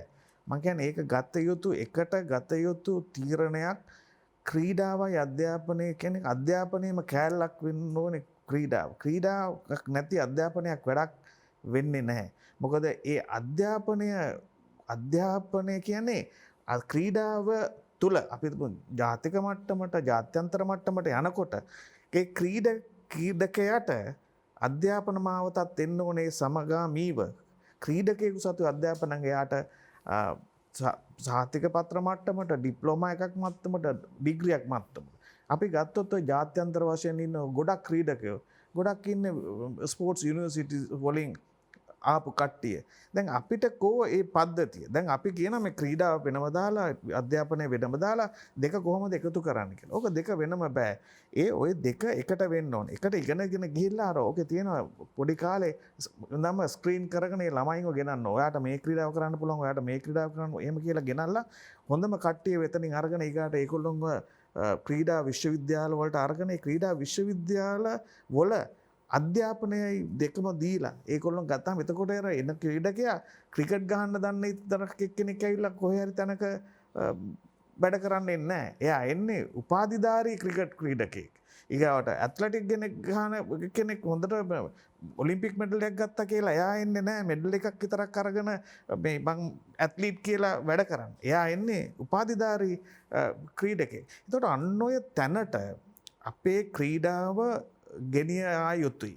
ඒ ගෙනිච්චාම මම කියපු අර ඔව් නෑ කියන එක. එතකොට ඔව් එයාට වෘත්තීයමය සුදුසුකමුත් තියෙනවා. ක්‍රීඩාමය සුදුසුකමුත් තියෙනවා. එතකොට එයාට ආයතනයක් තුල ඉතා හොඳින් බැබලෙන්න වැඩ කරන්න පුළුවන්. නැත්තම් ඔය හැම වෘත්තී අස්සෙම ඊගාවට තියෙනවා මේ එක එක තියෙනවනේ හදාගත්ත කුල තියෙනවා. එතකොට ඒ වෘත්තීය කැමති නැහැ අනිත් වෘත්තීයකින් කවුරු හරි එනවට. ඉතින් ඒකින්ද ඔය වෘත්තීය අරගලයටත් මේක හොඳ විසඳුමක් කියලා. ඊළඟට අර මම කිව්වා ඉන්න හොඳ ළමයෙක් අරගෙන යාගේ සාරය අයින් කරලා යනවා කියලා. ඒ වගේම තමයි අපේ කෝචර්ස්ලා අපිට ට්‍රේන් කරන කට. ඒ ට්‍රේන් කරන ඔය කෝචර්ස්ලාගේ තියෙනවා එක එක මට්ටම්. ඒ මට්ටම් තිබුණාට හැබැයි ඒ උගන්වන්න පටන් ගන්න කෝච Tamanට දක්ෂ කෙනෙක් හම්බුනාම එයාව අතාරින්නේ නැහැ. එයා හිතන්නේ එයා ඉවර එනකම්ම එයා තමයි ඒක බලලා කරලා දෙන්න ඕන. හැබැයි තියෙන්න ඕන සිස්ටම් එකක් එක කෝච් කෙනෙක්ගෙන් හරියට හෑන්ඩ් ඕවර් වෙන්න ඕන ඊළඟ ලෙවල් එකට. ඊගාට වර්ල්ඩ් ලෙවල් එකට ගෙනියනකොට ඒ විදිහට ප්‍රොසෙස් එකක් අපෙන් ක්‍රමවේදයක් හැදෙන්න ඕන. ඔන්න ඔය කාරණා ටික. ඒ කියන්නේ ක්‍රීඩා විශ්වවිද්‍යාල අධ්‍යාපනයත් එක්ක බද්ධ කරන එක ඊගාවට හරි කෝචර්ස්ලාත් එක්ක එක කරන එක දෙමව්පියන්ගේ සල්ලි මත යැපෙන්නේ නැති හොඳ ක්‍රීඩිකාවන් ගන්න පුළුවන් ක්‍රමයක්. නැත්තම් මේක අද ක්‍රිකට් ගහන්න ගියාම ගොඩක්ම කියන්නේ අපි තුමු බැට් එකයි ඒ ඇඳුම් ටිකයි ඒ බඩු ටික අරන් දෙන්න ගියාම අම්ල තාත්තලාට එතනින් යාට දෙයක් කරන්න බෑ. ඇයි අරයා ගහපු බැට් එක තමයි මේක කියලා විකුණනවා. මේක ගැහුව බැට් එක. හැබැයි ඒ ළමයාට බැට් එක උස්ස ගන්න බෑ. සමහරට ගෙනියන බෑග් එක ගෙනියන්න තව කවුරු හරි ඕන. ඉතින් ඔන්න ඔය වගේ දේවල් ඔක්කොමත් එක්ක බලනකොට මම දකින්නේ මේ ක්‍රීඩාව කියන්නේ ඊටාම හොඳ දෙයක්. හැබැයි මේක හොඳ තැනට ගේන්න නම් අර වගේ තියෙන පොඩි දේවල් හදන්න ඕනේ. අර ලේකම්තුමා කිව්වා වගේ ලොකු ධනස්කන්ධයක් වියදම් කරනවා. හැබැයි ධනස්කන්ධය කොයිබටද? ඒ ධනස්කන්ධයේ වැඩක් ගන්න නම් ඒ ගන්න වැඩ ටික රටට ආර්ථිකයට හැදෙන්න ඕනේ. මොකද අනිත් එක අපි එක ක්‍රීඩාවක් විතරක් හදාගෙන ඒ ක්‍රීඩාව දියුණු කරා කියලා රටක් ගොඩ යන්නේ නැහැ. ලෝකයේ ගත්තොත් දියුණුවේ සම්මත රටවල් වල හැම ක්‍රීඩාවම දියුණුයි.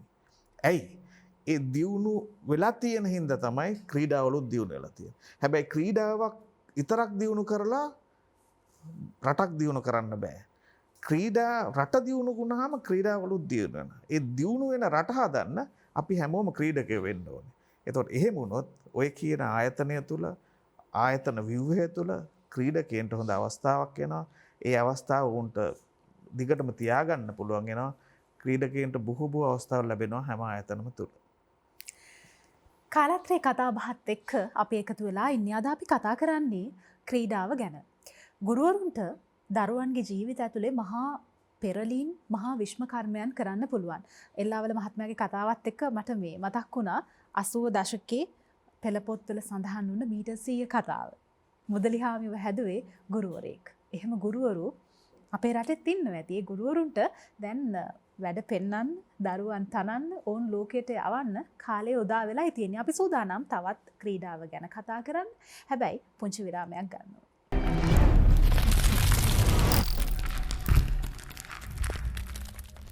විරාමෙන් අනතුර අපි නැවතත් එකතු වෙනවා 20/20 කාලාත්‍රේ කතා බහත් එක්ක. අද මාතෘකාව ක්‍රීඩාවට රන්වන් අනාගතයක්. ඔබතුමා පුහුණුකරුවෙක්. ඒ නිසා නිරන්තරයෙන්ම ක්‍රීඩාවත් එක්ක ගැටෙනවා. ඒත් එක්කම ක්‍රීඩකින් එක්ක ළඟින් ඇසුරු කරනවා. ඒ වගේම ඔබතුමාට ලෝකයේ අනිත් රටවල් එක්ක අපේ කලාපයේ අනිත් රටවල් එක්ක ක්‍රීඩාව කොහොමද ගැටෙන්නේ? ක්‍රීඩාවේ යාන්ත්‍රණය කොයි වගේද කියන අවබෝධය තියෙනවා. මේ සියල්ල එක්කාසු කරලා මට කියන්න අපේ කලාපයේ ඉන්න අනිත් රටවල් එක්ක ක්‍රීඩාවේ අපි ඉන්න තැන. මෙහෙමයි. අපි එක ක්‍රීඩා අරගෙන බැලුවොත් සමහර ක්‍රීඩාවල අපි දකුණු ආසියාවේ උඩින්ම ඉන්නවා. සමහර ක්‍රීඩාවල අපි දකුණු ආසියාවේ ජයග්‍රහණය කළත් අපිට ආසියානු මට්ටමට යන්න බෑ. අපි දන්නවා ආසියානු මට්ටමට ගියාම අපි කොතනද එතන ඉන්නේ කියලා. ඉතින් අරගෙන බැලුවොත් එහෙනම් පහුගිය ඉතිහාසයේ අපි මෑත මම ආසියානු ක්‍රීඩාවල අන්තිම 3ටම ගියා. අපි යනවා. සාමාන්‍යයෙන් ගිහිල්ලා ඇවිල්ලා මම ආටිකල් එකක් ලියනවා නැවතත් වන්දනාවක් නිමා වී කියලා. මොකද අන්තිම ආසියානු ක්‍රීඩාවලට 170ක් ගියා අපි. එක පදක්කමක්වත් නැතුව තමයි ආවේ. නමුත් අපි සාෆ් ගේම්ස් වලට ගියාම අපි පදක්කම් 250ක් අරගෙන යනවා. ඉතින් අපි උදම්මනවා දැන් අපි සාෆ් වල මෙච්චර පදක්කම් ගත්තා කියලා. නමුත් අපි සංසන්දනය කරුවොත් මේ ආසියානු මට්ටමත් එක්ක අපිට ආසියානු පදක්කමක් දිනා ගන්න බැරි නම් මොකද්ද අපි ඉන්න තැන? ඒ වගේ තමයි ඉන්දියාව. ඉන්දියාව අපේ කලාපේ මේ සාෆ් කලාපේ බලවතා. හැමදාම ඉන්දියාව තමයි වැඩිම පදක්කම් ගන්න ජයග්‍රහණ ගන්න ඒගොල්ලෝ. නමුත් ඒගොල්ලොත් ආසියානු මට්ටමට ගියාම අන්තිම ආසියානු ක්‍රීඩාවල ඒගොල්ලොන්ගේ පදක්කම් සටහනේ ඒගොල්ලෝ හිටියේ 9. එතකොට චීනය, කොරියාව, ජපානය වගේ රටවල් එක සංසන්දනය කරුවාම ඉන්දියාවත් ඉන්නේ ක්‍රීඩා වලින් සෑහෙන පල්ලයක්. නමුත් ඔවුන්ගෙත් ඉහළට ගිය හොකි වගේ ක්‍රීඩා ජාත්‍යන්තර මට්ටමේ ඒගොල්ලෝ ක්‍රිකට් ඉදිරියෙම ඉන්නවා. ඒ වගේ අපෙත් අරගෙන බැලුවොත් හැම ක්‍රීඩාවම නෙමෙයි නමුත් අපිට ජාත්‍යන්තරයට යන්න පුළුවන් ක්‍රීඩා තියෙනවා. අර මම කිව්වා වගේ බර ඉසිලීම වගේ ක්‍රීඩා අරගෙන බලුවා කොමන්වෙල්ත් ගේම්ස් උත් අපි මෙඩල් දිනන්නේ ඒ වගේ ක්‍රීඩාවල. නමුත් අපි ගොඩක් වෙලාවට අපි බලනවා අපේ ක්‍රීඩා සංගම් අර සංචාර වලට පුරුදුලා තියෙනවානේ නිලධාරි. ඒගොල්ලන්ට සංචාරයක් යන්න ඕන හින්දා තමයි ක්‍රීඩකයෝ ටිකක් හදාගෙන යනවා. නමුත් අන්තිමේදී අපි දකිනවා කියන්නේ අත්දැකීම් ගන්න කියලා. නමුත් ජාත්‍යන්තර ආසියානු මට්ටමේ අත්දැකීම් ගන්න කොහොමද ඉස්සෙල්ලා අපි මේ අඩු ගන්න සාෆ් කලාපයට යන්න බැරුව. ඉතින් ඒකේ යම්කිසි ප්‍රමිතියක් අවශ්‍යයි. මේ යවන්නම් වාලේ යවන එක නෙවෙයි අපරාධි සල්ලිනේ වියදම් කරන්නේ. බොරුවට අත්දැකීම් ගන්න කියලා ගියාට ඒකෙන් ප්‍රතිඵලයක් හම්බෙන්නේ නැහැ. ක්වොන්ටිටි වැඩි වුණාට වැඩක් නැහැනේ. දැන් මේ පෞගේ සාෆ් ක්‍රීඩාවල වැඩිම පිරිසක් ගියා අපෙන්. අපේ ඔක්කොම නිලධාරීත්වයක් කරලා 700ක් විතර ගියා. ක්‍රීඩකයෝ 500ක් විතර. ඉන්දියාවෙන් 400 ගානක් ඒවල තිබුණා. නමුත් පදක්කම් වැඩිම ඉන්දියාවේ. ඒගොල්ලෝ සමහර ක්‍රීඩාවලට හොඳම ක්‍රීඩකයෝ එව්වෙත් නැහැ ඉන්දියාව. නමුත් අපි සමහර ක්‍රීඩාවලදී පදක්කම් ලැබුවාට ඒ ඉසව් වල හොඳ ක්‍රීඩකයෝ හිටියෙත් නැහැ. සමහරට 3 දිනක් හිටපු ඉසව්ත් තිබ්බා. ඉතින් එහෙම බැලුවාම අපිට ලොකු මේ ඒක උදම්මනන්න බෑ අපි සාෆ් කලාපේ සෑහෙන්න අපි ජයග්‍රහණ ලැබුවයි කියලා. එතනින් එහාට යන්න පුළුවන්ද කියන එක ඊළඟට කල්පනා කරන්න. මම කියන්නේ ජාත්‍යන්තර මට්ටමට යනකොට මේ මම හිතන ක්‍රීඩා අමාත්‍යාංශයේ මින් ඉදිරියටවත් නැෂනල් ඔලිම්පික් කමිටු එකයි දෙගොල්ලොම මේක යම්කිසි සීමාවක් මේ තියන්න ඕනේ. නැත්තම් වෙන්නේ එක අවුරුදු 4කට සැරයක් එන ක්‍රීඩාවලකට ඒ ක්‍රීඩාවල කිට්ටු වෙලා සංචිතයක් හදා ගන්නවා. ක්‍රීඩා අමාත්‍යාංශයෙන් සල්ලි ඉල්ලනවා. නැත්තම් NOC එකකින් සල්ලි ඉල්ලනවා. සංචාරයක් ගිහිල්ලා යනවා. දැන් ආසියානු ක්‍රීඩාවල මම දැක්ක එක්තරා ක්‍රීඩාවක් මගෙත් එක්කම ගියා ඒ ක්‍රීඩකයෝ කීප දෙනෙක් එකම ගුවන් යානේ. ඒ ක්‍රීඩාවේ ක්‍රීඩකයෝ 4 දෙනෙක් ගියා. කිලෝමීටර් 2ක තරඟයේ එක්කෙනෙක්වත් ඉවර කරලා තිබුණේ නැහැ. ඉතින් ලංකාවේ ප්‍රැක්ටිස් කරන්න කොහොමද කියලා මම අහුවා එක ක්‍රීඩා එක්කෙනෙක් අවුරුදු 14යි එක්කෙනෙක් අවුරුදු 16යි. අවුරුදු 14ක ළමයෙක් කොහොමද අපි ආසියානු මට්ටමේ තරඟ කරන්නේ කියලා. දැන් මෙහි ප්‍රැක්ටිස් කරන්නේ කිලෝමීටර් 2ක් විතර කිව්වා. ඉතින් අනිවාර්යයෙන් අහන්න දෙයක් නැහැ නේ කිලෝමීටර් 20ක් කොහොමද එහෙ තරඟ කරන්නේ. ඉතින් ඒ වගේ මම හිතන්නේ අපි එතනට එන්න ඕනේ. එතනට අපි තියෙන්නේ නැත්තම් තිතක් කවදාවත් අපිට තෝරාගත්තු ක්‍රීඩාවකට හරි උදව්වක් කරන්න විශේෂ කරලා මේ හම්බ වෙන්නේ නැහැ. මොකද හැම ක්‍රීඩාවකටම නිකන් අපි බෙදලා දෙනවා. නමුත් ප්‍රතිඵලය බිඳුවයි. ඉතින් මං හිතන්නේ ඉදිරියට මේ මෙතුමන්ලට සෑහෙන වැඩ පිළිවෙලක් යොදන්න වෙනවා ඒකට. ඔබතුමා කියනවා මේ ඔබතුමාගේ පිළිතුර තුළ ඔලිම්පික් කමිටුව මේ පිළිබඳව දැනුවත් වෙන්න ඕනි කියලා එක තැනකදී අවධානය යොමු කරන්න ඕනි කියලා. ඔලිම්පික් කමිටුව පිහිටවන්නේ 1937 අවුරුද්දේ. ඒ අවුරුද්දේම ජාත්‍යන්තර ඔලිම්පික් කමිටුව අපේ කමිටුව පිළිගන්නවා. දැන් 2020 අවුරුදු 83ක් ගිහිල්ලා මගේ ගණිත දැනුම හරිනම්. හැබැයි අවුරුදු 83කට පදක්කම් දෙකයි අපි දිනාගෙන තියෙන්නේ. අපි පදක්කම් සංඛ්‍යාව පැත්තකට දාමු. හැබැයි අපිට ජාත්‍යන්තර මට්ටමේදී දක්ෂතාවන් විධාමාන ලැබුණ අවස්ථාවත් බොහොම අල්පයි. ඇයි මෙහෙම මේ වැරද්දක් වුනේ? මට ඔබතුමාගේ පුද්ගලික මතය කියන්න මේ වරද කාගේද සහ කොතනද? දැන් ඔලිම්පික් කමිටුව කියන්නේ ඔලිම්පික්ම විතරක් නෙවෙයි. ඔලිම්පික් කමිටුව ජාත්‍යන්තර ඔලිම්පික් කමිටුව යටතේ තියෙනවා ආසියානු ඔලිම්පික් කමිටුව. එතකොට ආසියානු ඔලිම්පික් කමිටුව තමයි ආසියානු ක්‍රීඩාවල මෙහෙවන්නේ. එතකොට කොමන්වෙල්ත් කමිටු එකක් තියෙනවා. ඒගොල්ලෝ තමයි කොමන්වෙල්ත් එක. නමුත් අපේ නැෂනල් ඔලිම්පික් කමිටිය තමයි ඒවට ක්‍රීඩකයෝ යවන එක බාර වෙන්නේ. ක්‍රීඩා අමාත්‍යාංශය තමයි අවශ්‍ය අත්වල සපයන්නේ. ඒගොල්ලන්ට වියදම් ප්‍රමාණය ලබා දෙන්නේ. ඉතින් එතනදී මම හිතන්නේ ලංකාවේ ඔලිම්පික් කමිටුවත් අර මං කිව්වා වගේ යවන්නම් වාලේ යවන්නේ නැතුව මොකද සමහරලාට ඒගොල්ලෝ තමන්ගේ අවුරුදු 7කට සැරයක් අවුරුදු 8කට සැරයක් ඒගොල්ලොන්ගේ ඡන්දයක් තියෙනවා. ඒ ඡන්දෙදී ඒගොල්ලන්ට ජයග්‍රහණය කරන්න උදව් කරන සංගම් ඒගොල්ලොන්ගේ යටතේ තියෙන ක්‍රීඩා සංගම් වලට කොමාරි කරලා අර සංචාරයක් ලබා දෙන එක තමයි කරන්නේ. ඉතින් මම හිතන්නේ එහෙම යවුවයි කියලා අපේ ක්‍රීඩාවේ දිනුවක් හම්බෙන්නේ නැහැ. ඉතින් එතනට එන්න ඕනේ. ඕක තත්ත්වය හරියට අවබෝධ කරගත්තොත් මම හිතන්නේ ක්‍රීඩා අමාත්‍යාංශය ක්‍රීඩා ඇමතුමත් ඒක ලේකම්තුමත් මම හිතන්නේ එතකොට වැඩිපුර උත්සාහ කරනවා ජාත්‍යන්තරයට යන්න. දැන් මේ යන්නම් වල ගිහිල්ලා එනවා. ගිහිල්ලා එච්චර බෑග් එකක් අරගෙන කිට් එකක් අරගෙන රවුමක් ගහලා මේ බඩු ටිකකුත් අරගෙන එනවා. ඒක තමයි සාමාන්‍යයෙන් තියෙන්නේ. එතකොට ඒකටම තවත් කියන්න ඕනේ ක්‍රීඩා අමාත්‍යාංශෙත් ඉන්නවා. ක්‍රීඩා අමාත්‍යාංශයේ හැම ක්‍රීඩාවකටම වෙන් කරපු නිලධාරි පිරිසක් ඉන්නවා. සමහරලාට ඒගොල්ලොත් ඔබ්සර්වර්ස්ලා හැටියට යනවා හැම සංචාරකයෝ. ගිහිල්ලා අඩු ගානේ මම දැකලා අපි ලියලා තියෙනවා. කවදා රිපෝට් එකක්වත් දෙන්නේ නැහැ. මේ ක්‍රීඩාවේ මොකද උනේ කියලාවත් අඩු ගානේ. ඉතින් මම හිතන්නේ එතනත් ක්‍රීඩා අමාත්‍යාංශයට යුතුයකමක් තියෙනවා. ඒ ගැනත් හොයලා බලන්න. ක්‍රීඩකයන්ගේ ජීවිත කතා ඇතුලේ අපිට ඉගෙන ගන්න දේවල් බොහොමයක් තියෙනවා. සමහර වෙලාවට අපේ පොළවේ ඉපදුන අපේ ක්‍රීඩකයෝ ගැන අපි කතා නොකරට අන්තර්ජාතික මට්ටමේ බොහොම දියුණු රටවල් වල කතා වෙනවා. කරුණානන්ද කියන්නේ එහෙම ක්‍රීඩකයෙක්. ඔහු ජපානයේදී තමන් නියෝජනය කරපු ක්‍රීඩාව අවසන් කරා. ඔහු ඒ නිසා ජපානයේ වීරයෙක් බවට පත් වුණා. දන්න විදිහට මතකය සහ ලැබුණ තොරතුරු නිවැරදි නම් ඔහු ජපාන් පෙළපොත්වලත් ඔහුගේ කතාව සඳහන් වෙලා තියෙනවා.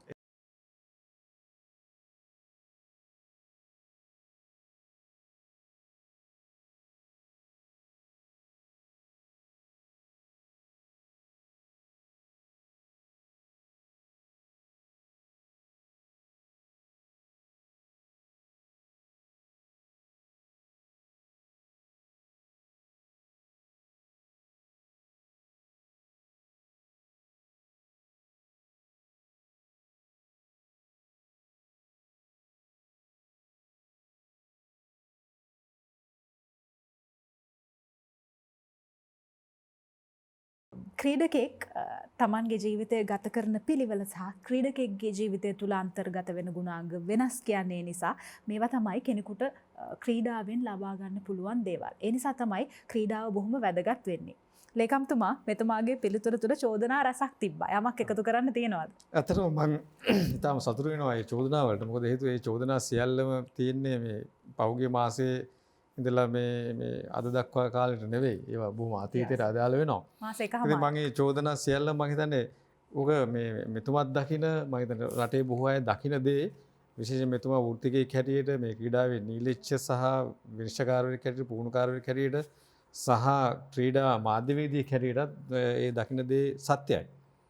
මම කියන්නම් දැන් අපි මොකද මේකට දෙන උත්තරය කියලා අපේ ගරු ඇමතුමාත් අපි ඔක්කොම එකතු වෙලා මොකද කරන්න කියලා. මේ වෙනකොට මේ තත්ත්වයන් අපි තේරුම් අරගෙන කරන පළවෙනි කාරණාව තමයි මම පටන් ගත්ත රෝඩ මාතේ කතන්දරේදී දැන් මේ ක්‍රීඩා අධ්‍යාපනය කියන කාරණාව ක්‍රීඩාව සහ අධ්‍යාපනය කොහොමද බැලන්ස් කරන්න කියන එක. ගොඩක් වෙලාවට දෙමව්පියෝ ක්‍රීඩාවට එවන්නේ නැත්තේ ක්‍රීඩාවෙන් උන්ට අනාගතයක් නැහැ වගේ අදහසක් තියාගෙන. ඉගෙන ගත්තේ නැත්නම් රස්සාවක් නැහැ මේක නෑ කියන කතන්දරෙත්. දැන් අපි හැබැයි ඉතින් දරුවෙක් අධ්‍යාපනයේ දුර්වල මට්ටමක ඉන්නවා නම් ක්‍රිකට් ක්‍රීඩකෙක් කරන්න ඕනි කියන දෙමව්පියොත් ඉන්නවා අපේ රටේ. ඔව් එහෙම ඉන්නවා. කලාතුරකින් වගේ බොහෝ වෙලාවට ඉන්නවා. නමුත් මම හිතන්නේ අධ්‍යාපනය දුර්වලයි අයට ක්‍රීඩා හොඳට කරන්න පුළුවන් කියලා මතයක් නම් මම හිතන්නේ සමාජයේ නෑ. මොකද හේතුව මේ දෙකටම බුද්ධිය අවශ්‍යයි. මේ දෙකට සහජ කුසලතාවය අවශ්‍යයි. මේකට දැන් ක්‍රීඩාවේ තියෙනවා ගණිතය. ක්‍රිකට් ගණිතයේ පෙළෙන ක්‍රිකට් ක්‍රීඩකයෝ හැබැයි මේ ඊටාම කාලය මැනලා දුර මැනලා කියන වේගය මැනලා ඔක්කොම කරලා ඊටාම දැවැන්ත පහරවල් එල්ල කරනවා. ඉතින් අපේ මේ දරුවන්ගේ ගණිත හැකියාව මයින්ඩ් අපි හදාගත්ත විභාග ක්‍රමය හෝ ඒ ක්‍රමයේ තියෙන වැරද්දක් නිසා මම හිතන්නේ ඕක නෑ. මම ඕකට කියන්නේ වඩුව ගණිතය දන්නේ නැද්ද කියන එක. මේසෙන් බාස්ලා ගණිතය දන්නේ නැද්ද? ගණිතය දන්නේ නැත්නම් කොහොමද මේගොල්ලෝ ඒ වැඩ කරන්නේ. ඉතින් ඒක නිසා එහෙම එකක් තියෙනවා මම කියන්නේ. දැන් අපි ලෑස්ති වෙන එකක් තමයි අපේ ක්‍රීඩා පාසල් 25ක් තියෙනවා. ඊට අතිරේකව තවත් ක්‍රීඩා පාසල් 5ක් අලුතෙන් අපි අඳුරගෙන ඒ 25ම ක්‍රීඩා අමාත්‍යාංශයත් ඉතාම ඉහළ දායකත්වයක් දීලා දිනු කරා. එතකොට මේකට දරුවන් තෝරා ගැනීමේ ක්‍රියාවලියේ ඉඳලම දැන් මොකද 8 වසරට තමයි දරුවෝ ගන්නෙ. බොහෝ වෙලාවට විදුහල්පතිවරු බලාපොරොත්තු වෙන්නේ ප්‍රතිඵල. ක්‍රීඩාව දිනු කරන්න නෙවෙයි. ඒක නිසාම ඒගොල්ලන්ගේ ප්‍රතිඵල අපි සාමාන්‍ය පෙළ විභාගයට මේ 8 වසරට බඳව ගත්ත ක්‍රීඩා පාසලේ දරුවෝ 40ක් විතරත් යනකොට ඒ පාසලේ සාමාන්‍ය පෙළ ප්‍රතිඵලය මොන මට්ටමේද තියෙන්නේ කියන එකේදී සමහරවිට ක්‍රීඩාවට වැඩි තැනක් දීපු දරුවන්ගේ ප්‍රතිඵල පොඩ්ඩක් අඩු වුණොත් එහෙම ඉස්කෝලේට හොඳ මදි වගේ කතන්දරයක් තියෙනවා. මම හිතන්නේ මේක නිසා මේ ක්‍රීඩා පාසල කියන එක වෙනමම අරගෙන ඒක වෙනමම දිනු කරන තැනකට අපි යනවා. ඒකට ඒ දරුවන් සඳහා අනාගතයේ සකස් කරන්න මේකට අපි කතා බහ කරලා තියෙනවා. ගරු ජීල් පීරිස් හැමතුමාත් ඒ අමාත්‍යාංශය යටතේ ඉන්න සියලුම නිලධාරීන්ක පවා සාකච්ඡාවට කීපයක් තියෙනවා. මේ වෙලාව කරගෙන යනවා. මේ වෙනකොට අපි ක්‍රීඩා අමාත්‍යාංශයෙන් මිලියන 500කට ආසන්න ප්‍රමාණයක් මේ අවුරුද්ද ඇතුළත අලුතෙන් මේ ක්‍රීඩා පාසල් ටිකේ හොස්ටල්ස් ටික හදලා අනිත් පහසුකම් හදලා දරුවන්ට අවශ්‍ය කරන ආහාර වේලේ පෝෂණය මේ වගේ දේවල් ටික හදලා ඔවුන්ට රැකවරණය සහ ආරක්ෂාව සහ විශ්වාසය ගොඩනැගීම සඳහා වන ක්‍රමවේද හදලා ඊට පස්සේ පාසල ඇතුළතත් අපි මේ යෝගා අභ්‍යාස වගේ දේවල් කියන්නේ මානසික ශක්තිය වර්ධනය කරන්න අවශ්‍ය දේවල් ඉස්සරහට ගෙනියන්න කතා බහ කරමින් යනවා. ඉතින් ඒකත් එක්කම දෙවෙනි කාරණාව තමයි අපි ක්‍රීඩා විශ්වවිද්‍යාලය කියනකොට මේ වෙනකන් අපිට දීලා තියෙන යෝජනා ටික අපි කියවලා බැලුවම අධ්‍යයනය කරලා බැලුවම බොහෝ අයගේ යෝජනා ඇතුලේ තියෙන ආපෝසරයත් අර ඉසෙට්ස් කෝ කියන එක තමයි මේකට දෙන ඇතුළත් වීමේ සුසුකම් වෙන්නේ. ඉතින් මේක මම හිතන්නේ මේ ක්‍රීඩා කරන අයට අපි දුන්නොත් ඒ ඉසෙට්ස් කෝ එකකින් තමයි මේකටත් යන්න පුළුවන් කියලා මම හිතන්නේ ක්‍රීඩකයෝ හැර අනිත් අය යනවා. ඒ නිසා අපිට අවශ්‍යයි මේ ක්‍රීඩකයන් මේ විශ්වවිද්‍යාලයට කියන්නේ. ඒක නිසා අපි අධ්‍යයනයක් කරමින් යනවා. දැනට ලෝකෙ තියෙනවා. දැන් සාමාන්‍ය පෙළෙන් කෙනෙකුට පුළුවන් අපි පදනම් අවුරුද්දක් කරලා නැත්නම් ෆවුන්ඩේෂන් ඉයර් එකක් කරලා උසස් පෙළ සමත් වීමේ අවශ්‍යතාවය මිදලා එයාට පුළුවන් මේ උපාධියක් ගන්න. ඉතින් අපි මේ ක්‍රමවේදය දැන් හදනවා. දෙවෙනි එක තමයි අපේ දැන් තියෙනවා මුලින් ඩිප්ලෝමා එකක් කරලා ඔව් ඒ අර ෆවුන්ඩේෂන් ඉයර් කියලා කියන්නේ ඩිප්ලෝමා හා සමාන එකක්. ඒක එන්ට්‍රි ක්වොලිෆිකේෂන් එකේදී අරක තියාගෙන යනවා. දෙවෙනි එක අපි කරනවා දැන් අපේ තියෙනවා මේ NVQ වලින් ගිහිල්ලා උපාධියක් ගන්න පුළුවන්. කෙනෙකුට අර කින ක්‍රමයට යන්න බැන්න මේකෙම යන්න පුළුවන්. ඒක රජය දැන් ඒක පිළිගන්නවා. ඒ ක්‍රමය ඇතුළේ ගිහිල්ලා උපාධියක් පශ්චාත් උපාධියක් ඕන එකක් ගන්න පුළුවන්. අනිත් එක තමයි දැන් අපේ ඇමතුමාගේ ඉතාම හොඳ සංකල්පයක් තියෙනවා. දැන් ක්‍රීඩා විශ්වවිද්‍යාල උපාධි පාඨමාලා ටික අරන් බැලුවොත් මේක තියෙන්නේ මොකද මැසිවස්ලා ෆිසිවස්ලා කියලා කියන ඔය අය පොඩි පොඩි තව ක්‍රීඩාවටම සම්බන්ධ වෙච්ච මොනවා හරි ටිකක් හදන්න විතරයි. ඇයි ක්‍රීඩකයෙකුට ඉංජිනේරුවෙක් වෙන්න බැරි? ඇයි ක්‍රීඩකයෙකුට නීතිඥයෙක් වෙන්න බැරි? ඇයි ක්‍රීඩකයෙකුට ආයතනයක ප්‍රධාන විධායක නිලධාරියෙක් වෙන්න බැරි? එහෙම වුණොත් එහෙම ඒගොල්ලෝ අසාර්ථක වෙයිද? ඒතර මෙන්න මේ කියන කාරණා ටික අරගෙන අපි දැන් යෝජනා කරන්නේ එයා ක්‍රීඩකයෙක් නම් එයාගේ එන්ට්‍රි ක්වොලිෆිකේෂන් මොකක් හරි අර කියන මට්ටමින් හදාගෙන එයා ඇතුළට ගියාට පස්සේ එයා කැමති ඕනි උපාධියක් හදාරන්න ඒ විශ්වවිද්‍යාලයේ අවකාශ තිබිය යුතුයි කියන එක. ඒතර ක්‍රීඩා කරමින් අධ්‍යාපනය කරමින් යන මොඩියුල්ස් තමයි පාඨමාලා තමයි මේ විශ්වවිද්‍යාලය තුල හැදෙන්නේ. ඉතින් එහෙම ඒක අනාගතයේ සිද්ධ වෙනවා. ඒ සඳහා මට සහතික කරලා කියන්න පුළුවන්. බොහෝ වෙලාවට මේ අවුරුද්ද ඉවර වෙනකොටම දැනට අපේ තියෙන ක්‍රීඩා විද්‍යායතනය දැනට ඩිප්ලෝමා මට්ටමේ සහතික සහ ඒ වගේ දේවල් තමයි ටිකක් කරන්නේ. නමුත් මේක අපි උපාධියක් දෙන්න පුළුවන් මට්ටමට ගෙනියනවා. ඒක එකක්. දෙවෙනි කාරණා මම පාසල් ටික නගා හිටුවෙන එක තමයි මේක. ඊට පස්සේ අපි ක්‍රීඩාව නගා හිටුම සඳහා වර්තමානයේ පවතින නීති රීති රෙගුලාසි වල තියෙන අඩුපාඩු. දැන් උදාහරණයක් ගත්තොත් එහම 1973 තමයි ලංකාවේ ක්‍රීඩා පනත අඳුන්ලා දීලා තියෙන්නේ. ඒතර මේ පනත එන්නේ නිදහස් ආර්ථිකයටත් පෙර.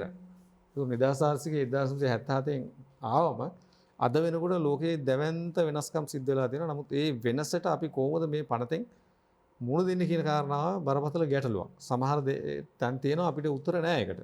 ඉතින් ඒකෙදී අපි වහාම කරන කාරණාව තමයි අපි අපේ කවුන්සිල් එකට ස්පෝර්ට්ස් කවුන්සිල් එකට දැන් බලය දෙන්න ක්‍රීඩා පනතට වෙනම අපි සංශෝධනයක් ගේන දැන් කැබිනට් පත්‍රිකාවක් හදලා ඒ කැබිනට් පත්‍රිකාව අධිකරණ අමාත්‍යාංශයත් ක්‍රීඩා අමාත්‍යාංශයත් ඒකාබද්ධව දැන් කැබිනට් එකට ඉදිරිපත් කරලා තියෙනවා. මම දැන් ඊටාම කෙටි කාලයක් ඇතුළත ඒ සංශෝධනය කරලා ක්‍රීඩාව සම්බන්ධයෙන් වන සියලු වගකීතු තීන්දුව తీරණය ගැනීමේ බලය අර එක එක්කෙනාට දෙනවා වෙනකොට මේ වගේ වෘත්තිකයන් ඉන්න නිපුණයන් ඉන්න ජාතික ක්‍රීඩා සභාවට දෙනවා. ඒත් එක්කම අපේ පනත මම හිතන්නේ හතර ගැලපෙන්නෙත් නැහැ කියලා මගේ. 78 ඒ වගේ කාලෙටත් ගැලපෙන්නේ නැහැ. මොකද මේ ක්‍රමයන් වෙනස් වෙනකොට වෙනස් වෙච්ච නැති නිසා. අපි පනත අලුතෙන්ම සකස් කරනවා. ඒකට අපි අවුරුද්ද වගේ කාලයක් ගන්න බලාපොරොත්තු වෙනවා. මොකද හේතුව ඒක අමාත්‍යාංශය අපිට කවුරු හරි මේ පනතක් ලියන්න පුළුවන් මිනිහෙක් අරගෙන කරන්න පුළුවන්. හැබැයි මම හිතන්නේ ඒකේ මේ හැමෝගෙම දායකත්වය, හැමෝගෙම නියෝජනය එක එක කෝණ වලින් යම් යම් පාර්ශවයන් දකින්න විදිහ අන්තර්ගත වීම අත්‍යවශ්‍ය වෙනවා. ඒක නිසා රටේ මතවාදයකට මේක ලක් කරලා සාකච්ඡාවට ලක් කරලා ඉතින් එන හොඳ සංශෝධන සඳහා තියෙන යෝජනා තියෙනවා නම් ඒවත් අරගෙන තමයි මේ පනත සකස් කරන්න බලාපොරොත්තු වෙන්නේ. ඒතර ඊට අතිරේකව මේ වෙනකොට අපි පවතින ක්‍රීඩා පනතට අලුත් නියෝග හදලා තියෙනවා. උදාහරණයකට අපේ තේරීම් කමිටුව, ජාතික තේරීම් කමිටුව කියන එක වඩා ශක්තිමත් කරන්න. ඊළඟට එක එක ක්‍රීඩාවන් සඳහා තෝරා ගන්න තේරීම් කමිටු තියෙනවා. ඊළඟට ඒ තෝරා ගන්න ක්‍රීඩාන් තෝරා ගැනීමේ ක්‍රමවේදයන් තියෙනවා. මේවා වඩා විධිමත් කිරීම සඳහා වන නියෝග මේ වෙනකොට මම හිතන්නේ ඊයේ හෝ පෙරේදා මට දිනේ හරියටම කිව්වොත් 22 කියන්නේ ඊයේ දවසේ මේක නිකුත් වෙලා තියෙනවා. මම හිතන්නේ ඔබතුමාට බලන්න පුළුවන් වෙබ්සයිට්ස් වලත් තියෙනවා, ඔක්කොම තියෙනවා. මේක අපි ප්‍රකාශයට පත් කරා. ඉතින් ඒ එක පැත්තක්. අනිත් එක තමයි ක්‍රීඩකයන්ට අවශ්‍ය කරන පෝෂණය. කියන්නේ දැන් අපි හැම වෙලේම කතා කරනවා දැන් 40ක් ඉන්නවනම් 40ට එකම කෑම වේල දීලා පුළුවන්ද ඒගොල්ලෝ අතිදක්ෂව කරන්න.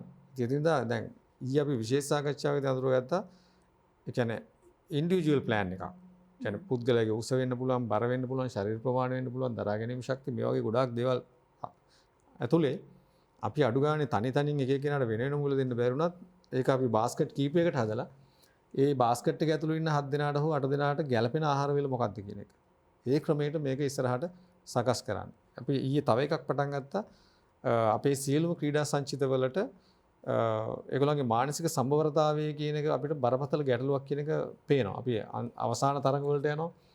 හැබැයි අවසාන මේ තරඟවලදී අපි සමහරලාට ඊට පෙර තරඟේ නැත්තම් මූලික වටවල දක්වපු දක්ෂතාවයක් දක්වන්න බැරි වෙලා පසුබහින අවස්ථාවල් බොහෝ තියෙනවා. දැන් ක්‍රිකට් ක්‍රීඩාව ගත්තත් වෙන මල්ල ක්‍රීඩා ගත්තත් වෙන ක්‍රීඩා ගත්තත් බොහෝ වෙලාවට අපිට දකින්න ලැබෙනවා.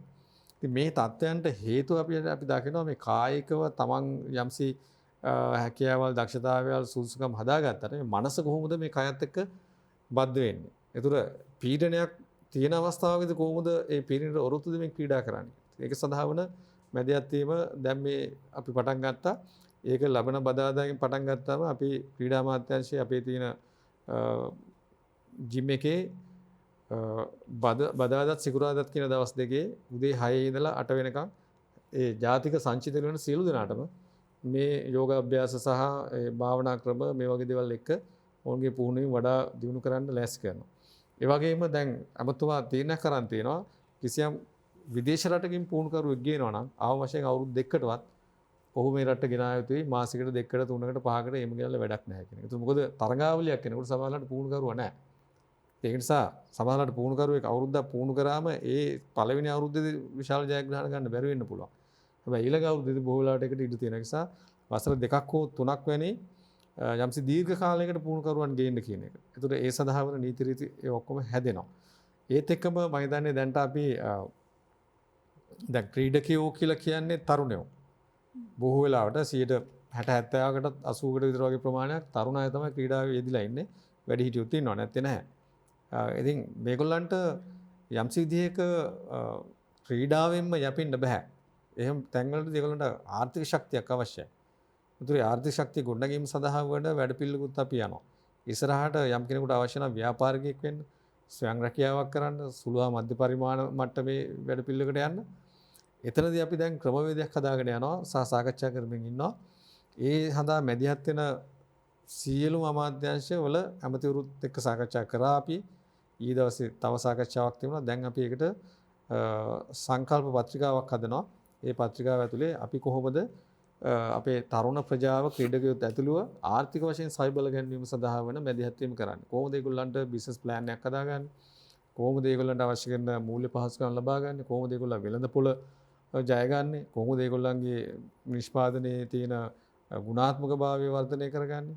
මෙන්න මේ වගේ දැවැන්ත දේවල් ගානක් අපි කරගෙන යනවා. ඒත් එක්කම සියලුම ක්‍රීඩාවන්ට අනුග්‍රහකයන් හොයලා දීම සඳහාත් අපි වැඩ කරගෙන යනවා. රජයේ විසින් යම් දේවල් කරනවා වෙනුවට මේ රටේ පවතින ප්‍රධාන ව්‍යාපාරික ප්‍රජාව සම්බන්ධ කරගෙන යම් යම් ක්‍රීඩා ඔවුන්ට බාර දෙන්න ඔවුන්ගේ අනුග්‍රහය යටතේ ක්‍රීඩා දියුණු කරන්න. ඒ වගේම මම හිතන්නේ ඔබතුමීගේ නාලිකාවත් එන්න පුළුවන් ඉදිරියේදී නාලිකා ගණනාවකට අපි කතා කරලා දෙනවා මෙතුමා කිව්ව කාරණේ අපි තෝරාගත්ත. ඒ කියන්නේ අපිට ජාත්‍යන්තර මට්ටමේ ජයග්‍රහණ ලබාගත හැකියයි අපිට තේරෙන ක්‍රීඩාවන් ටික ප්‍රවර්ධනය කිරීම සඳහා යම් යම් නාලිකාත් එක්ක සාකච්ඡා කරලා ක්‍රීඩා ඔවුන්ට බාර දෙන්න. ඒකට ඔවුන් සියලු ක්‍රීඩාවන් ගැනත් කතා කරන ගමන් මේ ඔවුන් වෙත අපි එකඟ වෙලා බාර දෙන ක්‍රීඩාව නගා හිටවීම සඳහා වන මැදිහත් වීමේ කාර්යභාරය කරන්න. ඒ සඳහා වන වැඩමුළු වෙන්න පුළුවන්, එහෙම නැත්නම් තරඟ වෙන්න පුළුවන්, එහෙම නැත්නම් විවිධ ෂෝස් වෙන්න පුළුවන්.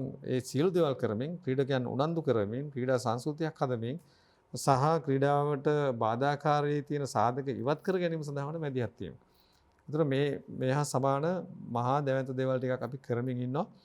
ඉතින් අපේ ක්‍රීඩාව ගැන දන්න මිනිස්සුත් එක තමයි මේක දැන් කරන්න ඇස්. නැමතුම හැම වෙලේම කියන එකක් තමයි මම ක්‍රීඩකයෙක්, හැබැයි මං සියලු ක්‍රීඩා දන්නේ නැහැ. මං දන්න ක්‍රීඩාවක් තියෙනවා. ඒ ක්‍රීඩාවේ වුණත් මං දන්නේ කොච්චරද කියන එක එතුමා කියනවා.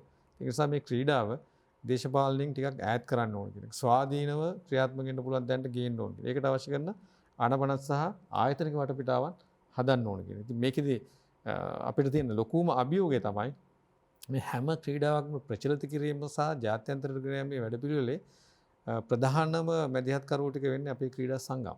ඒතර මෙන්න මේ ක්‍රීඩා සංගම් කොච්චර ශක්තිමත්ද කියන එක. ඔවුන්ට කොයිතරම් දුරදක්නා නුවණක් තියෙනවද කියන එක. ඔවුන්ට දීර්ඝකාලීන සහ මධ්‍යකාලීන සහ කෙටිකාලීන සැලසුම් තියෙනවද කියන එක. ඔවුන් ක්‍රීඩාව විදිහටම කරනවද කියන එක. ඉතින් මේ කතන්දර ටික තියෙනවා. ඊට අතිරේකව අපි දැනට ග්‍රාමීය මට්ටමින් හැම ප්‍රාශීලකම් කොට්ටාසයකම වහාම ඉදි කරනවා මේ ඕපන් ජිම් කියලා. නැත්නම් අපි මේ ගොඩනැගිල්ලක් ඇතුලේ හදන එකට වඩා නිදහසේ ඇවිල්ලා තරුණයන්ට සහ වැඩිහිටියන්ට මේ වගේ ඇවිල්ලා තමන්ගේ කායික ශක්තිය, ඒ වගේ දේවල්, ශාරීරික සුවතාවය හදාගන්න 25ක් මේ 333ක් මේ දෙසැම්බර් 31කට කලින් හදනවා. ඒ සඳහා සම්පූර්ණ වැඩපිළිවෙල යනවා. ඊට අතිරේකව අපි මේ ක්‍රීඩා සංස්කෘතියක් හදන්න, ලෙෂර් ස්පෝර්ට්ස් කියන දැනට මිනිස්සු ගෙන යන්න අපි ප්‍රාදේශීය මට්ටමේ ක්‍රීඩා සංකීර්ණ සකස් කරන්න බලාපොරොත්තු වෙනවා. ඇවිදීමේ මන්තිරුද, ව්‍යායාම් කිරීමට අවශ්‍ය කරන පහසුකම්ද, ඊට පස්සේ ආහාර පාන වගේ දේවල් ලබා ගැනීමට සහ විනෝද වීමට අවශ්‍ය කරන පහසුකම් සහිතව හදන්න බලාපොරොත්තු වෙනවා. මොකද මේ සංස්කෘතිය තමයි වැදගත් මේක. මේ සංස්කෘතිය අපි හදාගත්තොත් ඒකෙන් ඉස්මතු වෙලා ජාතික සහ ජාත්‍යන්තරයට යන ක්‍රීඩකයෝ අපිට බොහෝ හඳුනගන්න පුළුවන් වෙනවා. ඒ වගේම විශේෂයෙන් ක්‍රීඩා වශයෙන් කිව්වොත් දුනු විදීමේ ක්‍රීඩාව අපි අඳුනගෙන දිනවා ජාත්‍යන්තරයට ගෙන යන්න පුළුවන්, පදක්කම් ලබන්න පුළුවන් එකක් ඇරෙන්න. ඒ වගේම ඉලක්කයට වෙඩි තැබීමේ ක්‍රීඩාව, මෙතුමා කිව්ව කාය වර්ධන සහ බර එසලීමේ ක්‍රීඩාව, ඒ වගේම මල්ල ක්‍රීඩාව. දැන් ක්‍රිකට් කොහොමත් අපේ ජාත්‍යන්තරයට ගිහිල්ලා තියෙනවා. මේ වගේ තවත් හඳුනාගත්තු ක්‍රීඩාවන් රසක් තියෙනවා. ක්‍රීඩා 10ක් 12ක් විතර වගේ ප්‍රමාණයක්. ඒතර ඒකේ ඇතුළේ අපිට යම් පදක්කම් ප්‍රමාණයක් ගේන්න. ඒක සාෆ් වෙන්න පුළුවන්. ඊට පස්සේ ආසියාතික වෙන්න පුළුවන්. එහෙම කොමන්වෙල්ත් වෙන්න පුළුවන්. ඊට පස්සේ ලෝක මල්ල ක්‍රීඩා ශූරතාව වෙන්න පුළුවන්. අවසානයේදී ඔලිම්පික් දක්වා යන්න. ඉතින් අපිට සිහින ගොඩක් තියෙනවා. ඒ සිහින සඳහා අපි මහන්සි වෙනවා, වැඩ කරනවා. අපේ ඇමතුමා මම දැන් සමහර දවස් රෑ 12:01යි අමාත්‍යාංශයෙන් යනකොට විවිධ අය එනවා, කතා කරන ඔක්කොම යෝජනා ඉදිරිපත් කරනවා. එහෙම තියෙනවා. මම ගත්තත් මම හිතන රෑ 9 විතර වෙනකන් එන මට ඊපෙරේද ඔලිම්පික් කමිටුව ආවත් අපි හැමදාම දකින්න රෑ 8-9ට මේකේ ලයිට් පත් වෙනවා කියලා. ඉතින් අපි අර මේ ක්‍රීඩාව නගා හිටවන්න නම් අපි මේ 8:00 4යි කාලේ රස්සාවෙන් ඉක් කරන්න බෑ. ඊට වඩා එහා ගියේ සංස්කෘතියක් අපි හදාගන්න ඕනේ. කැපකිරීම කාගෙත් අවශ්‍යයි. අපිට පෞද්ගලිකව තියෙන ජීවිතයක්, ප්‍රශ්න තියෙනවා, ගැටලු තියෙනවා. නමුත් අපි ජාතියක් හැටියට මේකට වග වෙන්න ඕනේ පාර්ශවයන් සියල්ල. ඊට වඩා තමන්ගේ දායකත්වයේ 5කින් 6කින් 10කින් වැඩි කරොත් මම හිතන්නේ අපිට මේ ඉදිරි අවුරුදු 5 කියලා කියන්නේ ජයග්‍රහණ පිළිබඳ අපේක්ෂාවන් තියෙනවා. ඊට අතිරේක මම කියන්න ඕනේ දැන් 2028 තියෙන ඔලිම්පික් තරඟාවලිය අරමුණු කරගනිමින් අපි දැනට අවුරුදු 12 13 14 වගේ වයසේ ඉන්න විවිධ ක්‍රීඩාවන්ට දක්ෂතා තියෙන දරුවන් හඳුනා ගැනීම වැඩ පිළිවෙලකුත් අනාගතයේදී දෙනවා. ඉතින් ඒකට අපි මේ ස්පෝර්ට්ස් කානිවල් කියලා වගේ එකක් කරන්න බලාපොරොත්තු වෙන. ඒක නම පොඩි එහා මෙහාක් වෙන්න පුළුවන්. දිස්ත්‍රික්ක 25ටම ගිහිල්ලා ඒ 25 ඉන්න විවිධ ක්‍රීඩාවන්ට දක්ෂ අය හඳුනා ගැනීම සඳහා වන වැඩපිළිවෙල. ඊට පස්සේ අපි ඔය හෙඩ් හන්ටිං කියලා කතන්දරයකුත් දැන් කියනවා මේ විවිධ ක්‍රමවේද පාවිච්චි කරලා විවිධ පාර්ශ්ව පාවිච්චි කරලා අපි ඒකෙදි ඉස්සරහදී සකස් කරන ඇත්තටම දැන් ඔබතුමිය යනකොට යම් සුවිශේෂ හැකියාවක් තියෙන දරුවෙක් දැක්කොත් අපිට පොඩි වීඩියෝ ක්ලිප් එකක් හදලා ඔක්කොම කරලා ඉස්සරහට එවන්න පුළුවන් වෙයි. මෙන්න මෙහෙම දරුවෙක් ආවල් තැන මෙහෙම ඉන්නවා. මෙයා නිකන් ක්‍රීඩාශීලී. මට හිතෙනවා එයා මේ පැත්තට ගෙනිච්චොත් හොඳයි කියලා වගේ. එහෙම ඒවයි. ඒකට අපිට ෆිල්ටර් කරලා බලලා අපේ නිලධාරීන් යවලා අඳුරගෙන ඔහුට තියෙන ප්‍රශ්න ගැටලු ඔක්කොම බලලා ඔහු අපිට මොන මට්ටමින් දියුණු කරන්න පුළුවන්ද කියන තැනකට යන්න. ඒත් එක්කම අපි දැන් තරුණ ක්‍රීඩා කියන සමස්ත විෂයම ඔටෝමේටඩ් ප්ලැට්ෆෝම් එකක් ඇතුළට ගේන්න යනවා. ඒතර මේක සඳහා මේ මිනිස්සු මැදිහත් වෙන ප්‍රමාණය අඩු කරලා තාක්ෂණය මැදිහත් කරන ප්‍රමාණය 80කින් 90කින් වැඩි කරන්න. එතකොට පුද්ගලයන් සම්බන්ධයෙන් ක්‍රීඩාව සම්බන්ධයෙන් දක්ෂතා සම්බන්ධයෙන් තීන්දුව తీරන ගැනීම අර ඉස්සලා කිව්වා ගුරුවරු සහ පුහුණුකරුවන් මැදිහත් වෙන ප්‍රමාණය වැඩි. ඒ නිසා දක්ෂයා වෙනකොට වෙනත් අය ඇවිල්ලා ක්‍රීඩා කරලා අවසානයේ රටම පරදිනවා කියලා. ඒව මම හිතන්නේ ඒ හරහා අපිට පුළුවන් මේ පාලනය කරන්න. ඊටත් අතිරේකව තව එකක් තියෙනවා අපිට කෝචස්ලා පිළිබඳ බරපතල ගැටලුවක් තියෙනවා. මොකද ජාත්‍යන්තර මට්ටමේ සුසුකම් ලැබු කෝචස්ලා අපේ බොහෝ ක්‍රීඩාවන්ට අඩුයි. ඒක නිසා අපි දැන් ජාත්‍යන්තර මට්ටමේ ක්‍රීඩකයන් පාවිච්චි කරලා ජාත්‍යන්තර මට්ටමේ කෝචස්ලා අපේ රටේ ඉන්න අයත් විදේශීය අයත් පාවිච්චි කරලා ඉස්සරහට අපි කෝචින් ටියුටෝරියල්ස් කියලා අලුත් වැඩ පිළිවෙල දැන් පටන් ගන්න තියෙනවා. මම ආයතන කියන්නේ මේක මාධ්‍ය ආයතනයක් නිසා ඒ හරහා අපි අර වීඩියෝ ක්ලිප් සහ සෙෂන්ස් ඔක්කොම හදලා මේ සියලු රටේ ඉන්න කොයි අසම්මුල්ලක් නැර ඉන්න ඕනෙම කෙනෙකුට තමන්ට අවශ්‍ය කරන කෝචගේ ඒ ටියුටෝරියල් එක බලලා කියලා ක්‍රීඩා පිළිබඳව නම් තාක්ෂණික කාරණා පිළිබඳව ඉගෙන ගන්න, අධ්‍යයනය කරන්න, පුරුදු පුහුණු වෙන්න අවකාශ සලස්වන්න. ඉතින් මේ වගේ තව දැවන්ත කාරණාවක් තියෙනවා. ඊළඟට අපේ ජාතික ක්‍රීඩා උළෙල අපි ඔක්තෝබර් මාසේ 10 වෙනිදා ආරම්භ වෙනවා. ඊට පස්සේ ඉදිරියේදී බොහෝ වෙලාවට මහජන සහභාගීත්වය අල්ප වෙයි. නමුත් අපි මේ ක්‍රීඩාව ඉදිරියට ගෙනියන්න අවශ්‍ය නිසා ඒ ටික කරනවා. අපි සෞඛ්‍ය අමාත්‍යාංශයත් එක්ක කතා කරලා අධ්‍යාපන අමාත්‍යාංශයත් ක්‍රීඩා අමාත්‍යාංශයත් අර ශරීර ගැටෙන්නේ නැති ක්‍රීඩා ටික දැන් අපිට ඊටාම ඉහළින් පවත්වාගෙන යන්න අවශ්‍ය කරන එකඟතාවයන් හදාගෙන තියෙනවා. ඉදිරියේදී ඒ සඳහා අපි කටයුතු කරනවා. ඊට අතිරේකව ක්‍රීඩා ජයග්‍රහණ ලැබුවාට ඒ සඳහා ජනාධිපති සම්මාන දීමේ වැඩපිළිවෙල සකස් වෙනවා. ලෝක ළමා දිනය ඔක්තෝබර් 1 වෙනිදාට එනවා. ඒ සඳහා අපි මේ මාසේ 30 වෙනිදා අපේ ටොරින්ටන් ක්‍රීඩාංගණය සහ පාසුකම් පාවිච්චි කරලා පාසල් 11ක විතර ක්‍රීඩා නොකරන දරුවන් ගෙනල්ලා පාසලේ දැනට ක්‍රීඩාවක් කරන්නේ නැති දරුවන් ගෙනල්ලා ඔවුන් ක්‍රීඩාව සඳහා උනන්දු කිරීම සඳහා වන වැඩපිළිවෙලක්. ඉතින් ඒකෙදී අපි මේ දරුවෝ ටික විතරක් නෙවෙයි ඒ එන දෙමව්පියන්ටත් යම් අදහසක් දෙන්න බලාපොරොත්තු වෙනවා. දරුවන් ක්‍රීඩාවට යොමු කිරීමේ තියෙන වැදගත්කම, අවශ්‍යතාවයක තියෙන ඵල ප්‍රයෝජන ගැන. ඒ වගේම අපි මේ ඉස්කෝල තෝරාගෙන තියෙන්නේ ඊටාම ශක්තිමත් ආර්ථික සහ පහසුකම් තියෙන පාසල් සහ එහෙම නැති පාසල් කියලා වර්ග දෙකක් අන්තර්ගත වෙන විදිහට. අපි බලාපොරොත්තු වෙනවා මේ අය අතර සහසම්බන්ධතාවයක් ගොඩනගලා එකිනෙකාට උදව් උපකාර කරගන්න, බෙදා හදා ගන්න, සංස්කෘතියකුත් හදන්න. ඊට පස්සේ ඔවුන් එකතු වෙලා අර කියන පහසුකම් අඩු පාසල් වල ක්‍රීඩාව නගා සිටීම සඳහා වන මැදිහත් වීමේ ක්‍රමවේදයක් හදන්න. ඒක නිසා මේ පාසල් වලින් එන ගුරුවරු සම්බන්ධ කරගෙන අපි සාකච්ඡාවල් ටිකක් කරන්න ලෑස්ති වෙනවා. ඒ වගේම දරුවන්ට අපි පාසලේ ටයි එක දාගෙන ඒවා දාගෙන එනවා වෙනුවට මේ යෝජනා කරේ ඔහුගේ නමත් පාසල අඳුරා ගැනීම සඳහා වන වර්ණ මේ තීරුවකුත් විතරක් දෙන්න. එතකොට මේ මුළු ගැන්වෙන එක වෙනුවට එකිනෙකා කතා බහ කරලා දැන අඳුරාගෙන අගය කරලා සහාය වෙලා මේ දරුවෝ අතර අනවශ්‍ය තරඟ හදාගන්නේ නැතුව පාසල් තමන්ගේ පාසල වෙනුවෙන් විතරක් නෙවෙයි සමස්ත දරුවෝ වෙනුවෙන් යාළු මිත්‍රයෝ හැටියට කටයුතු කරන සංස්කෘතියක් ඔය කියන දවස් ඇතුළත හදා. ඊළඟට මේක අපි බද්ධ කරනවා. ඒ කියන්නේ මේක අර වැඩක් සැලසුම් කරලා ඒක ඉවර කරාම එතනින් ඒක ඉවර කරන්නේ නැතුව මේකෙන් මොකද්ද ජනිත වෙන ප්‍රතිඵල? ඒක කොහොමද මධ්‍ය කාලයේ සහ දීර්ඝ කාලයේදී රටේ ක්‍රීඩාව නගා හිටවන්න අපිට පාවිච්චි කරන්න පුළුවන් කියන එක සහ මේ ආපු පිරිස ඇත්තටම ක්‍රීඩාවට යොමු වුණාද නැද්ද කියන එකත් හොයලා බලන්න සහ ඕන් අතරින් යම්සි දීර්ඝ කාල සහ මධ්‍ය කාලයේදී අපි කියන එකට මොනිටරින් ඇන්ඩ් ඉවැලුවේෂන් කියලා. එහෙම නැත්නම් අපි කියනවා අවුට්කම් එකයි ඉම්පැක්ට් එකයි මැන බලන ක්‍රමවේදකුත් හදාන්න. ඊට පස්සේ ඒ අයගේ ඩේටාබේස් එකක් හදලා අපි මේක සමහරවිට මොඩල් එකක් වෙන්න පුළුවන්, ආකෘතියක් වෙන්න පුළුවන්. ජාත්‍යන්තර ළමා දිනේ විතරක් කරන එකක් නෙවෙයි. එතනින් එහාට ඕනෑම දිනයක කරන්න පුළුවන් එකක්. ඉතින් මොන වගේ මහා ගොඩක් තියෙනවා. ඕතිම කාල දෙන්න ඕනම් තවත් කියන්න පුළුවන්. ලේකම්තුමා මේ බොහොම ස්තුතියි අපි බොහොම පුංචි කාලයක් තුළනේ මේ කටයුතු සූදානම් කරගෙන තියෙන්නේ. මේ වගේ සාධනීය යෝජනා, කෙටුම්පත්, ඒ වගේම වැඩපිළිවෙළවල් අපි ඕන තරම් අහලත් තියෙන ඒවා මාධ්‍ය අපිට වගේම අපි දිහා බලාගෙන ඉන්න හිතවතුන්ටත් හරි සුපුරුදුයි. හැබැයි අපේ රටේ තාම පීනන්න දක්ෂ බොහොම ක්‍රීඩකීන් ඉන්න පළාත් තියෙනවා. පීනන්න අවශ්‍ය පහසුකම් නැහැ. ගමේ ජලම ඇලක නැත්නම් වැවක තමයි පුරුදු වෙන්නේ. ඒ වගේම දුවන්න දක්ෂ ක්‍රීඩකයෝ ඉන්න සමහර පළාත් තියෙනවා. ක්‍රීඩාංගණයක් නැහැ. සපත්තු ටිකක් ගන්න ආර්ථිකමය ශක්තියක් නැහැ. ඒ නිසා සමහර වෙලාවට හැකියාව පැත්තකින් තියලා රැකියාවලට යන දරුවෝ ඉන්නවා. ඒ අය වෙනුවෙන් සුබ සාධන වැඩපිළිවෙලක් නැත්නම් මේ අවශ්‍ය ඒක සුබ සාධන කියන වචනයට වඩා වෙන එකක් පාවිච්චි කරන හොඳයි. සුබ සාධනයේ මත කම්මැලියු සහ මේ කුසීතය තමයි හැදෙන්නේ. සුබ සාධනය තමයි මම හිතන්නේ අපේ රටේ මේ තත්ත්වයට පත් කරන්න මූලික හේතුව. මොකද අපේ පෙකෙන වෙල කපලා තින්නේ නිදහස් සෞඛ්‍යයෙන්. හරි අපි විශ්වවිද්‍යාලෙට ගිහිල්ලා තින්නෙත් නිදහස් අධ්‍යාපනයේ. ඉතින් මේ සියල්ල නිදහසේ හම්බෙලා අපි විශ්වවිද්‍යාලෙන් එළියට මිනිහෙක්ව නිර්මාණශීලී කරනවා කියන කතන්දරය කියන්නේ මම දන්නේ නැහැ. මට නම් තේරෙන්නේ නැහැ ඒක කොහොමද කරන්නේ කියලා. ඒකට මැජික් මට විනාඩියක් දෙන්න තව.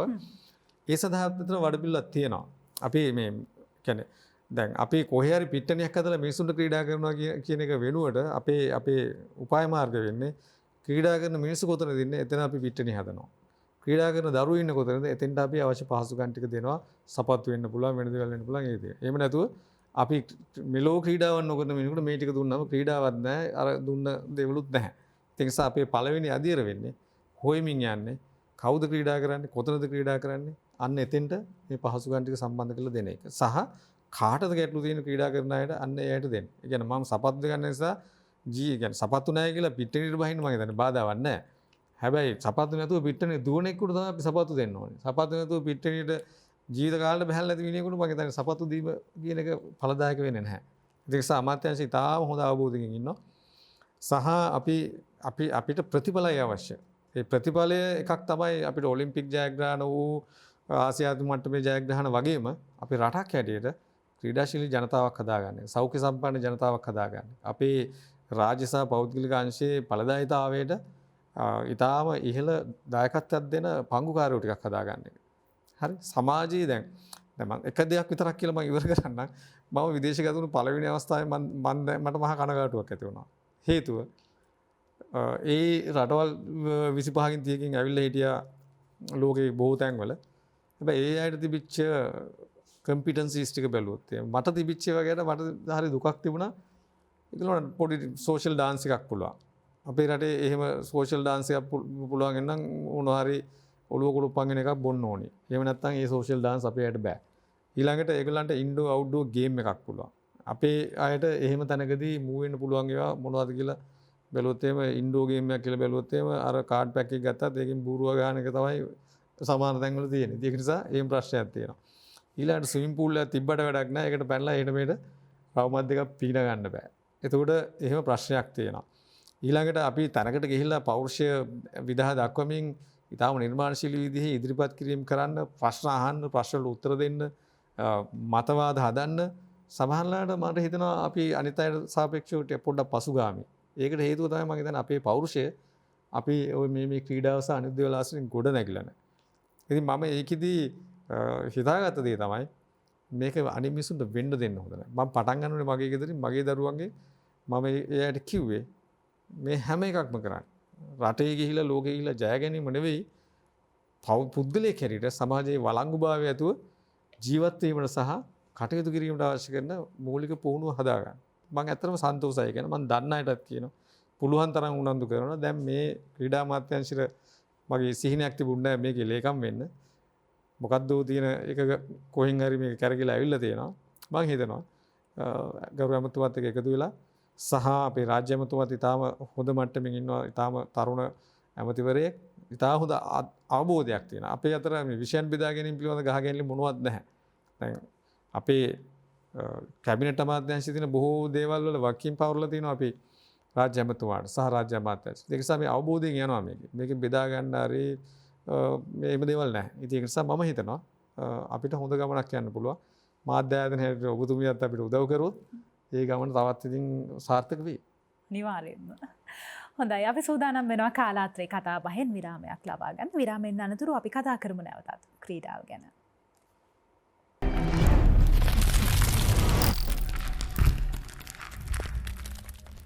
විරාමයෙන් අනතුරු අපි නැවතත් එකතු වෙනවා 20 කාලාත්‍රේ කතා බහත් එක්ක අපි ලබා ගත්තේ අවසන් විරාමයේ. අපිට තව බොහොම පුංචි වෙලාවක් විතරයි තියෙන්නේ කතා කරන්න. අද අපි තෝරගත් මාතෘකාව ක්‍රීඩාවට රන්වන් අනාගතයක්.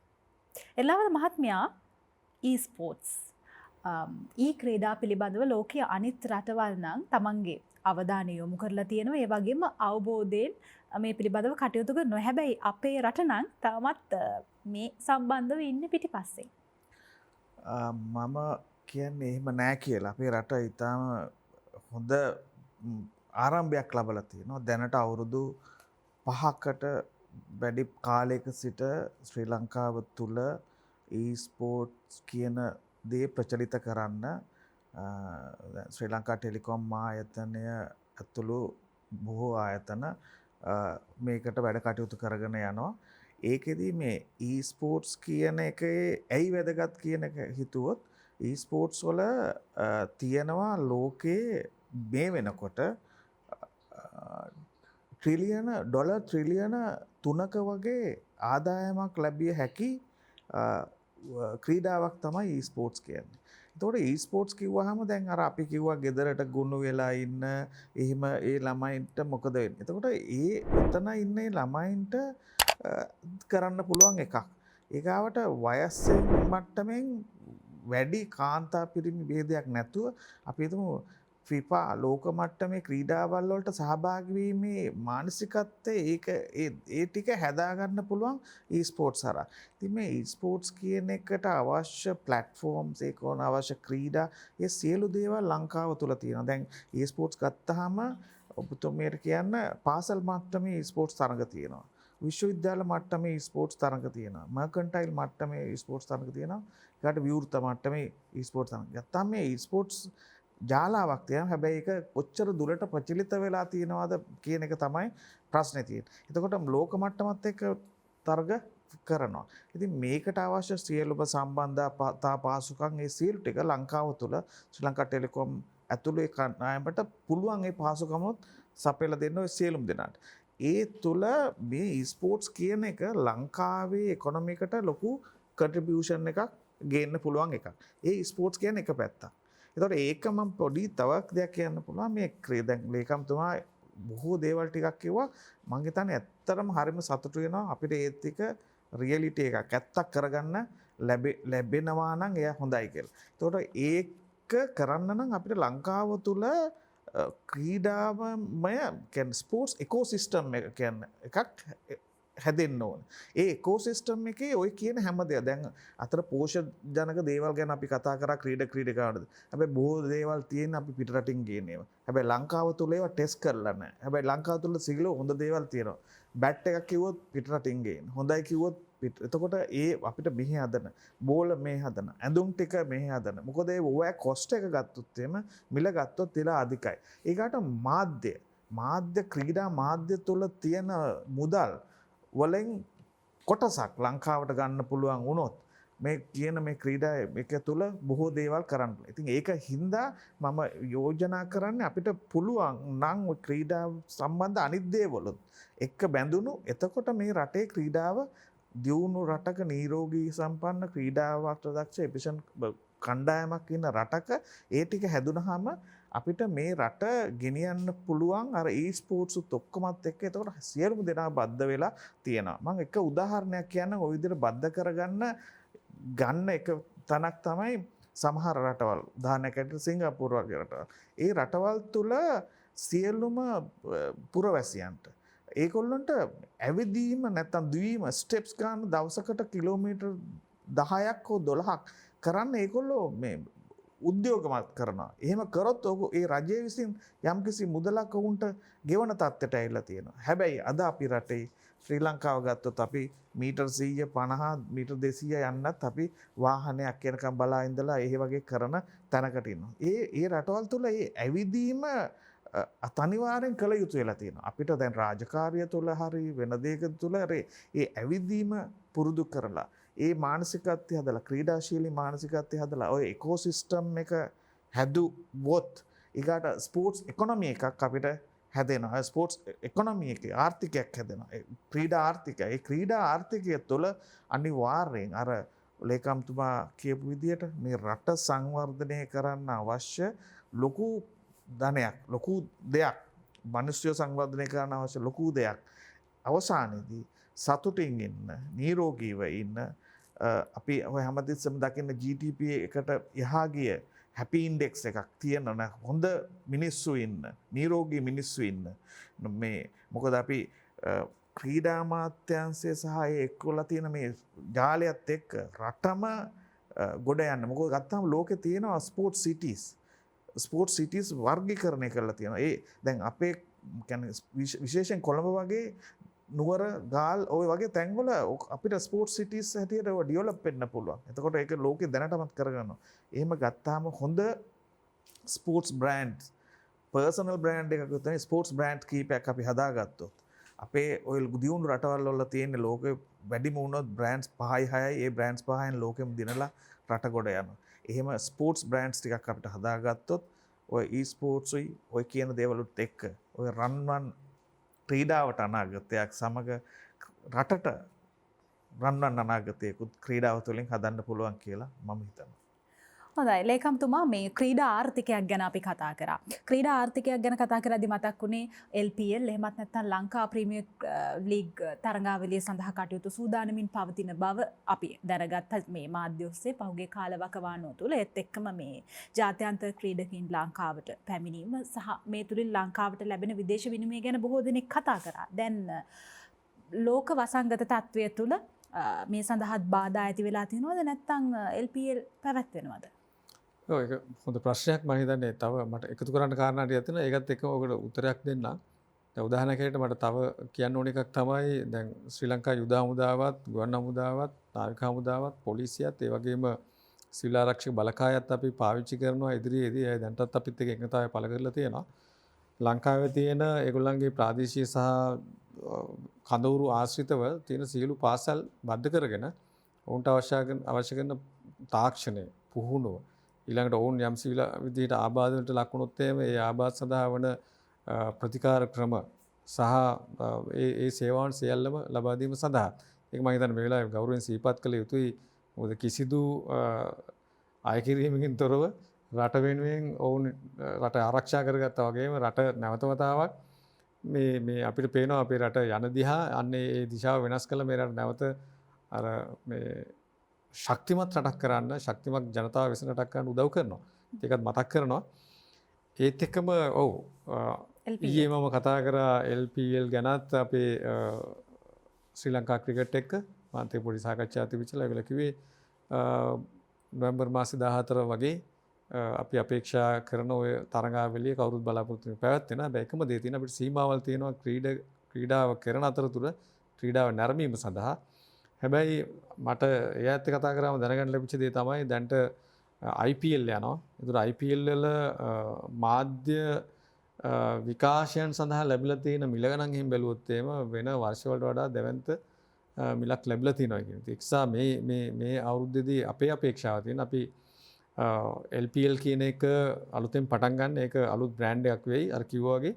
හැබැයි බ්‍රෑන්ඩ් එක පටන් ගත්ත පළවෙනි දවසේම අපිට දැවැන්ත ආර්ථික ශක්තියක් රටට ගේන්න බැරි වෙන්න පුළුවන්. නමුත් අපි අලාභ නොලබන සහ අපිට යම්සේ වාසියකුත් තියෙන ක්‍රීඩා ආර්ථිකයට හොඳ පදනමක් සකස් කරන ක්‍රියාවලියක් බවට මේක පත් වෙයි. ඒත් එක්කම මම හිතන්නේ ඒගොල්ලෝ අදහස් කරනවා T10 තරඟාවලියකුත් මේකෙන් දවස් 5කට පස්සේ පවත්වන්න ලංකාවේ ක්‍රීඩා සමාජය ඔය නිර්මාණය කරගන්න ක්‍රීඩා සමාජ 8ක් විතර පාවිච්චි කරලා මතන ඒක හරහාත් ඒගොල්ලෝ බලාපොරොත්තු වෙනවා එකක් මේ ක්‍රීඩා තරඟ පිපාසයකින් ඉන්න අපේ රටේ ක්‍රීඩාලුවී ජනතාවට සහ ලෝකයේ ඉන්න ක්‍රීඩාලුවී ජනතාවට ආස්වාදයක් ලබා දෙන්න, අත්දැකීමක් ලබා දෙන්න. ඒ හරහා අපේ රට පිළිබඳ විශ්වාසය ලෝකෙට දෙන්න මේක බොහොම ආරක්ෂාකාරී ඔය කියන වසංගත තත්ත්වයන් වලින් ලෝකේ තියෙන ආරක්ෂාකාරීම රට අපි කියන එක පණිවිඩය මම හිතන්නේ ඒ හරහා අපිට දෙන්න පුළුවන් වෙයි.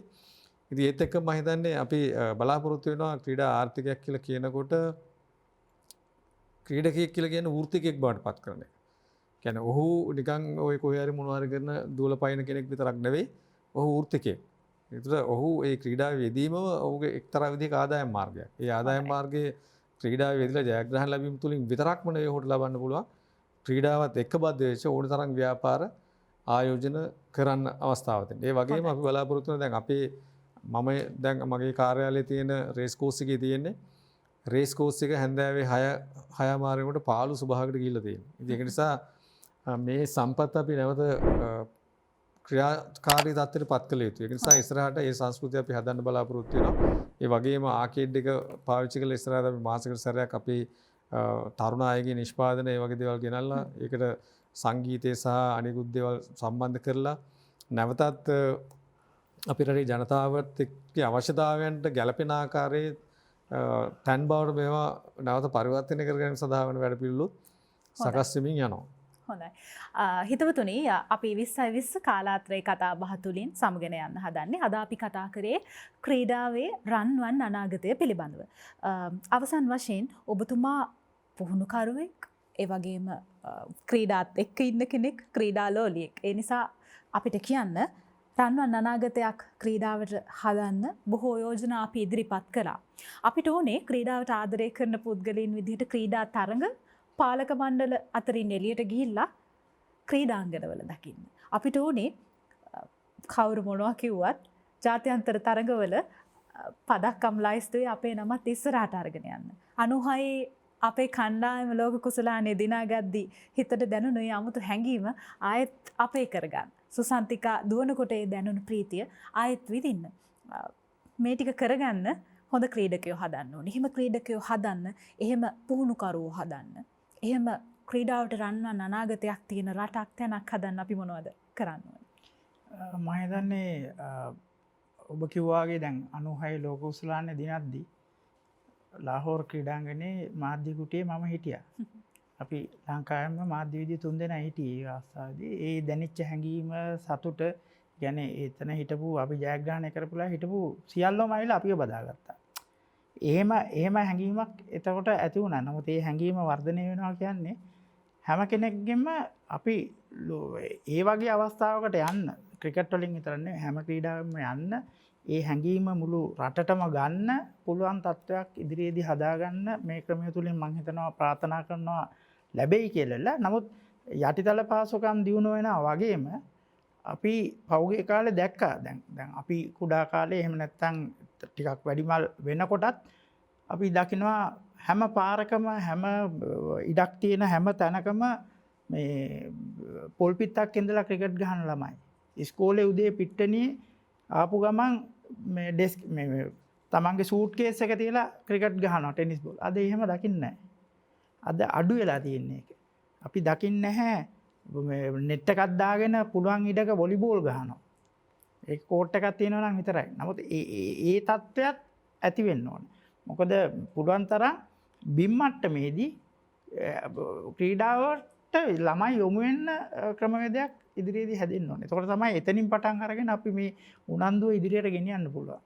ඉතින් ඒ වගේම තමයි අපි කොච්චර සැලසුම් හැදුවත් ඒ සැලසුම් ක්‍රියාත්මක වෙන්නේ නැත්නම් කවදාවත් ඒ වලින් ප්‍රයෝජනයක් හම්බෙන්නේ නැහැ. දැන් පහුගිය කාලේ අපි දැක්කා ආසියානු ක්‍රීඩා අන්තිමට තිබිච්ච දෙකකදී මම දැක්කා කොරියාවේ තිබිච්ච එකේදී එතකොට හිටපු ක්‍රීඩා අමාත්‍යවරයා ගිහිල්ලා ගිවිසුමක් අත්සන් කරුවා කොරියාවත් සමග ක්‍රීඩා සහයෝගිතා. කියන්නේ පුහුණුකරුවෝ හුමාරු කරන්න ක්‍රීඩක පහසුකම් දිනු කරන තාක්ෂණ විදියට ඒ වගේම චීනෙදිත් ඒකම වුණා. නමුත් ක්‍රියාත්මක වුණේ නැහැ. ඉතින් අපි දන්නවා නුවරඑළියේ තියෙන හයි ආල්ටිටියුඩ් සෙන්ටර් එක. ඒකට ජපානයෙන් උදව් කරන්න මේ මම හිතන්නේ ගිවිසුමකුත් අත්සන් කරුවා. ඉතින් ක්‍රියාත්මක නොවි අපි කොච්චර දේවල් කරුවත් වැඩක් නැහැ.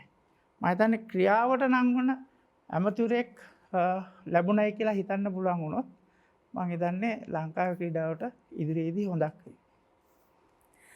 හොඳයි. ඔව් ලේකම්තුමා. මම ස්තුතිවන්ත වෙනවා මෙතුමාට. ඒක මට පුංචි ආරාධනාවක් තියෙනවා අපේ රටේ සමස්ත ප්‍රජාවගෙන්ම කරන්න. දැන් අපි වෙනස් ගැන කතා කරනවා, වෙනසක් ඕනි කියලා කියනවා. ඒ වෙනස අපි හදන්න ලෑස්තිලා ඉන්නවා ක්‍රීඩා ඇමතුමාත් ඒ වගේම රාජ්‍ය ඇමතුමාත් අනිත් සියලු දෙනාත් එකතු වෙලා ඉතින් මේ වෙනසට දායක වෙන්න එන්න කියන එක තමයි මම ඔබට ආරාධනා කරන්නේ. ඒකට විවිධ විදිහින් පුළුවන් වෙයි. ඒත් එක්කම අපි ඉස්සරහට මේ වෙනසේ ප්‍රධානම දේ තමයි අපේ මේ ක්‍රීඩා පනත අලුතෙන් ලියන එක. අපිට ඒකට මේ රටේ ක්‍රීඩාව ගැන උනන්දු, ඊට පස්සේ ක්‍රීඩා ආර්ථිකයක් ගැන කතා කරන, ක්‍රීඩකයෝ වෘත්තියන් බවට වෙන්න ඕන කියලා කතා කරන සියලු දෙනාගෙන්ම ඉල්ලා හිටිනවා. මේකට අපිට ඔබගේ අදහස් යෝජනා ටික එවන්න. අපේ ඊමේල් ලිපිනයන්, වෙබ්සයිට්ස් මේ ඔක්කොම තියෙනවා අපේ ක්‍රීඩා අමාත්‍යාංශ වෙබ්සයිට් එකට ගියාම සියලු දේවල් ඒ දායකත්වය අපිට දෙන්න කියලා. ඒත් එක්ක මම ස්තුතිවන්ත වෙනවා. ඇතරම රාජ්‍යාංශයත්, පෞද්ගලිකාංශයත්, අධ්‍යාපන අමාත්‍යාංශය, ආරක්ෂකාංශය මේ සියල්ල පෙළ ගැහිලා ඉන්නවා මේ වෙලාවේ ක්‍රීඩාව නගා හිටීම සඳහා. ඒ සියලු දෙනාටමත් ස්තුතිවන්ත වෙනවා ක්‍රීඩා අමාත්‍යාංශය වෙනුවෙන්. මොකද මේක අත් නොහැර යමු. අපි ලෑස්තිලා ඉන්නවා. ඒ වගේම අපේ මෙතුමන්ලා වගේ අපේ විද්වතුන්ගෙන් අපිට සහාය අවශ්‍යයි. මොකද සියල්ල අපිටම හිතලා නිවැරදිව කරන්න පුළුවන් කියලා මම විශ්වාස කරන්නේ. අපිව නිවැරදි කිරීම, අපි වැරදි පාරේ යනවා නම් අපිව ওই යන පාර වැරදි කියලා කියන එක මම හිතන්නේ අත්‍යවශ්‍යයි. ඒක නිසා ඒ කාර්යයත් අපිට මාධ්‍ය සහ අනිත් යම් විදිහක ක්‍රීඩාවට උනන්දු වෙන පාර්ශවයෙන් අවශ්‍යයි. ඉතින් ඒක අපි බලාපොරොත්තු වෙමින් ඉන්නවා. ඒ අනුව නැවතත් මම කියන්නේ ඔබටත් අනිත් සියලු දෙනාටත් එන්න අපිත් එක්ක අත්වල් බැඳ ගන්න. අපි එකතු වෙලා රට සහ ක්‍රීඩාව ගොඩනගමු. අපිට ජාත්‍යන්තර ජයග්‍රහණ පිළිබඳ තියෙන පිපාසය සංසිඳව ගන්න පුළුවන් වෙයි. ඒ වගේම මටත් පොඩි වචනයක් කියන්න තියෙනවා. ඇත්තටම මාධ්‍ය භාවිතාව. ක්‍රීඩාව දියුණු කරන්න නම් මාධ්‍ය ලංකාවේ විශේෂයෙන්ම මුද්‍රිත මාධ්‍ය වගේම මේ ඉලෙක්ට්‍රොනික මාධ්‍යත් වැඩි කාලයක් මම හිතන්නේ යොමු කරන්න ඕනේ. අපි නිවුස් එකක් අරන් බැලුවත් අන්තිමටම මිනිත්තුවක්වත් ක්‍රීඩාවට ලැබෙන්නේ නැහැ. සමහර වෙලාවට ඇත්තම අපි ගොඩක් වෙලාවට නිවුස් වල අපි ගොඩක් දකිනවා ගොසිප් වැඩ කරන්නේ නැතිවට කාලේ වැය කරනවා. නමුත් ක්‍රීඩාවට බොහොම අඩු කාලයක් තමයි වැය කරන්නේ. ඒ වගේම ක්‍රීඩා වැඩසටහන් මම හරි සතුටුයි අද මේ වගේ වැඩසටහනක් චරණ කරන එක ගැන ක්‍රීඩාව ගැන කතා කරන්න ඕනේ. එහෙම වෙලාවක් වෙන් කරන්න. උයන්න පිහන්න වගේම ක්‍රීඩාව ගැන කතා කරන්න අවස්ථාවක් ඉදිරියේදී මේ ආයතනයට ලැබෙයි කියලා ප්‍රාර්ථනා කරනවා. ඒකම අර ලෝක ශූරතා දිනපු ඒවා කියනකොට මම තව මේ කැරම් ලෝක ශූරතාවයත් ලංකාව දිනලා තියෙනවා. හැබැයි ඒ ගැන කොහෙදිවත් අර දීපු හයිප් එක කොහොම දුන්නේ නැහැ. ඒකට ශ්‍රවණාදා ආබාධිතයන් ලෝක ශූරතාවය දිනලා තියෙනවා. එතකොට අපි අර 96 සුසන්තිකාලා ඒ කට්ටිය මතක් කරනවා වගේම මම කියන අරවත් ලෝක ශූරතා. එතකොට එහෙම දිනපු තව ඇති. හැබැයි අපි කියන්නේ ඒවත් අපි අවධානයට යොමුක අභිමානට ලක්විය යුතුයි කියලා. අනිවාර්යයෙන්. ඒක විශේෂයෙන් අපි අවධානයට යොමු කරන්න. මොකද දැන් අපි ජනාධිපති සම්මාන දෙන්න දැන් සූදානම් වෙනවා. ඒකද මම හිතන්නේ අපිට අත් නොහැර ওই කියන සියලු දේවල් ගැන සලකලා බලන්න. හොඳයි. අද කාලාත්‍රේ කතා බහ තුලින් අපි කතා කරේ ක්‍රීඩාව ගැන. අපි තෝරගත් මාතෘකාව ක්‍රීඩාවට රන්වන් අනාගතයක්. මේ ගැන මේ බොහොම උද්‍යෝගයෙන් කතා කරන්න ක්‍රීඩාවට පෙන් බදින ක්‍රීඩාශීලී විද්වත් මණ්ඩලයක් අද අපිත් එක්ක එකතු වුණා. සම්ගෙන යන්න කලින් මතක් කරන්නම් අද අපිත් එක්ක එකතු වුණ විද්වත් මණ්ඩලය. අද අපිත් එක්ක එකතු වුණා තරුණ හා ක්‍රීඩා අමාත්‍යාංශයේ ගරු ලේකම්තුමා අනුරාධ විජයකොන් මහත්මයා. ඒත් එක්කම අපිත් එක්ක එකතු වුණා ජ්‍යෙෂ්ඨ ක්‍රීඩා මාධ්‍යවේදී සහ ජ්‍යෙෂ්ඨ ක්‍රිකට් පුහුණුකරු රංජන් පර්ණවිතාන මහත්මයා. ඒත් එක්කම අපිත් එක්ක එකතු වුණා වෙළඳ සේවා මල්ල ක්‍රීඩා සංගමේ අනුශාසක. ඒත් එක්කම ශ්‍රී ලංකා ටෙලිකොම් මල්ල ක්‍රීඩා සංගමේ හිටපු සභාපති සහ වර්තමාන අනුශාසක. ඒත් සමගින් පාසල් සහ විශ්වවිද්‍යාල මට්ටමේ වර්ණ රසක් දිනාගත්ත ක්‍රීඩකෙක් රෝහණ එල්ලාවල මහතා. තිදෙනාටම ආයි බොහෝ වේවා. බොහොම ස්තුතියි. ඔබටත් එසේම වේවා. අපි සූදානම් අද වැඩසටහනෙන් සමුගෙන යන්න. අද අපි කතා කරේ ක්‍රීඩාව ගැන.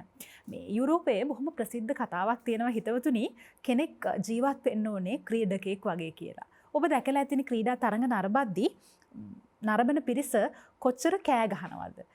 පහුගිය කාලේ නම් අපිට බෝතල් වලින් එහෙම මේ ක්‍රීඩකයන්ට දමලා ගහපු අවස්ථාත් කනගාටුදායක අවස්ථා ඕන තරම් දකින්න ලැබුණා, අහන්නත් ලැබුණා. හැබැයි ප්‍රේක්ෂකාගාරයේ ඉන්න ප්‍රේක්ෂකයෝ කොච්චර කෑ ගැහුවත්, කොච්චර අත්පොලසන් දුන්නත්, මොනවා කරත් ක්‍රීඩකයන්ගේ අවධානය තියෙන්නේ ක්‍රීඩාව ගැන. ඔවුන්ගේ ඉලක්කය ජයග්‍රහණය නැත්තම් පරාජය වුණොත් පරාජය තුල Tamanට හැකි උපරිමය කරන්න. අපිට පුළුවන් මේක අපේ ජීවිතයට අරගෙන එන්න. සමහර වෙලාවට ඔබ ඔබේ ගමන යනකොට ජීවිත කාලය තුල වටේ පිටේ ඉන්න අය ඔබට මොනවද නොකියන්නේ? ඔබට බැහැයි කියන්න පුළුවන්. ඔබ වැරදි වැඩක් කරද්දිත් හොඳයි කියන්න පුළුවන්. සමහර වෙලාවට මග අවරන්නත් පුළුවන්. කවුරු මොනවා කිව්වත් ඔබ ඔබේ ගමන යන්න. ක්‍රීඩකෙක් වගේ වෙන එක ජීවිතේ හැම දෙයකටම හොඳයි කියලා අපි කතා කරේ. ඒ නිසා තමයි අද කාලාත්‍රේ කතා බහෙන් අපි සමුගන්නා මොහොතේ ප්‍රාර්ථනා කරනවා වෙනද වගේම ඔබට ජයග්‍රාහී දවසක්. ආයුබෝවන්.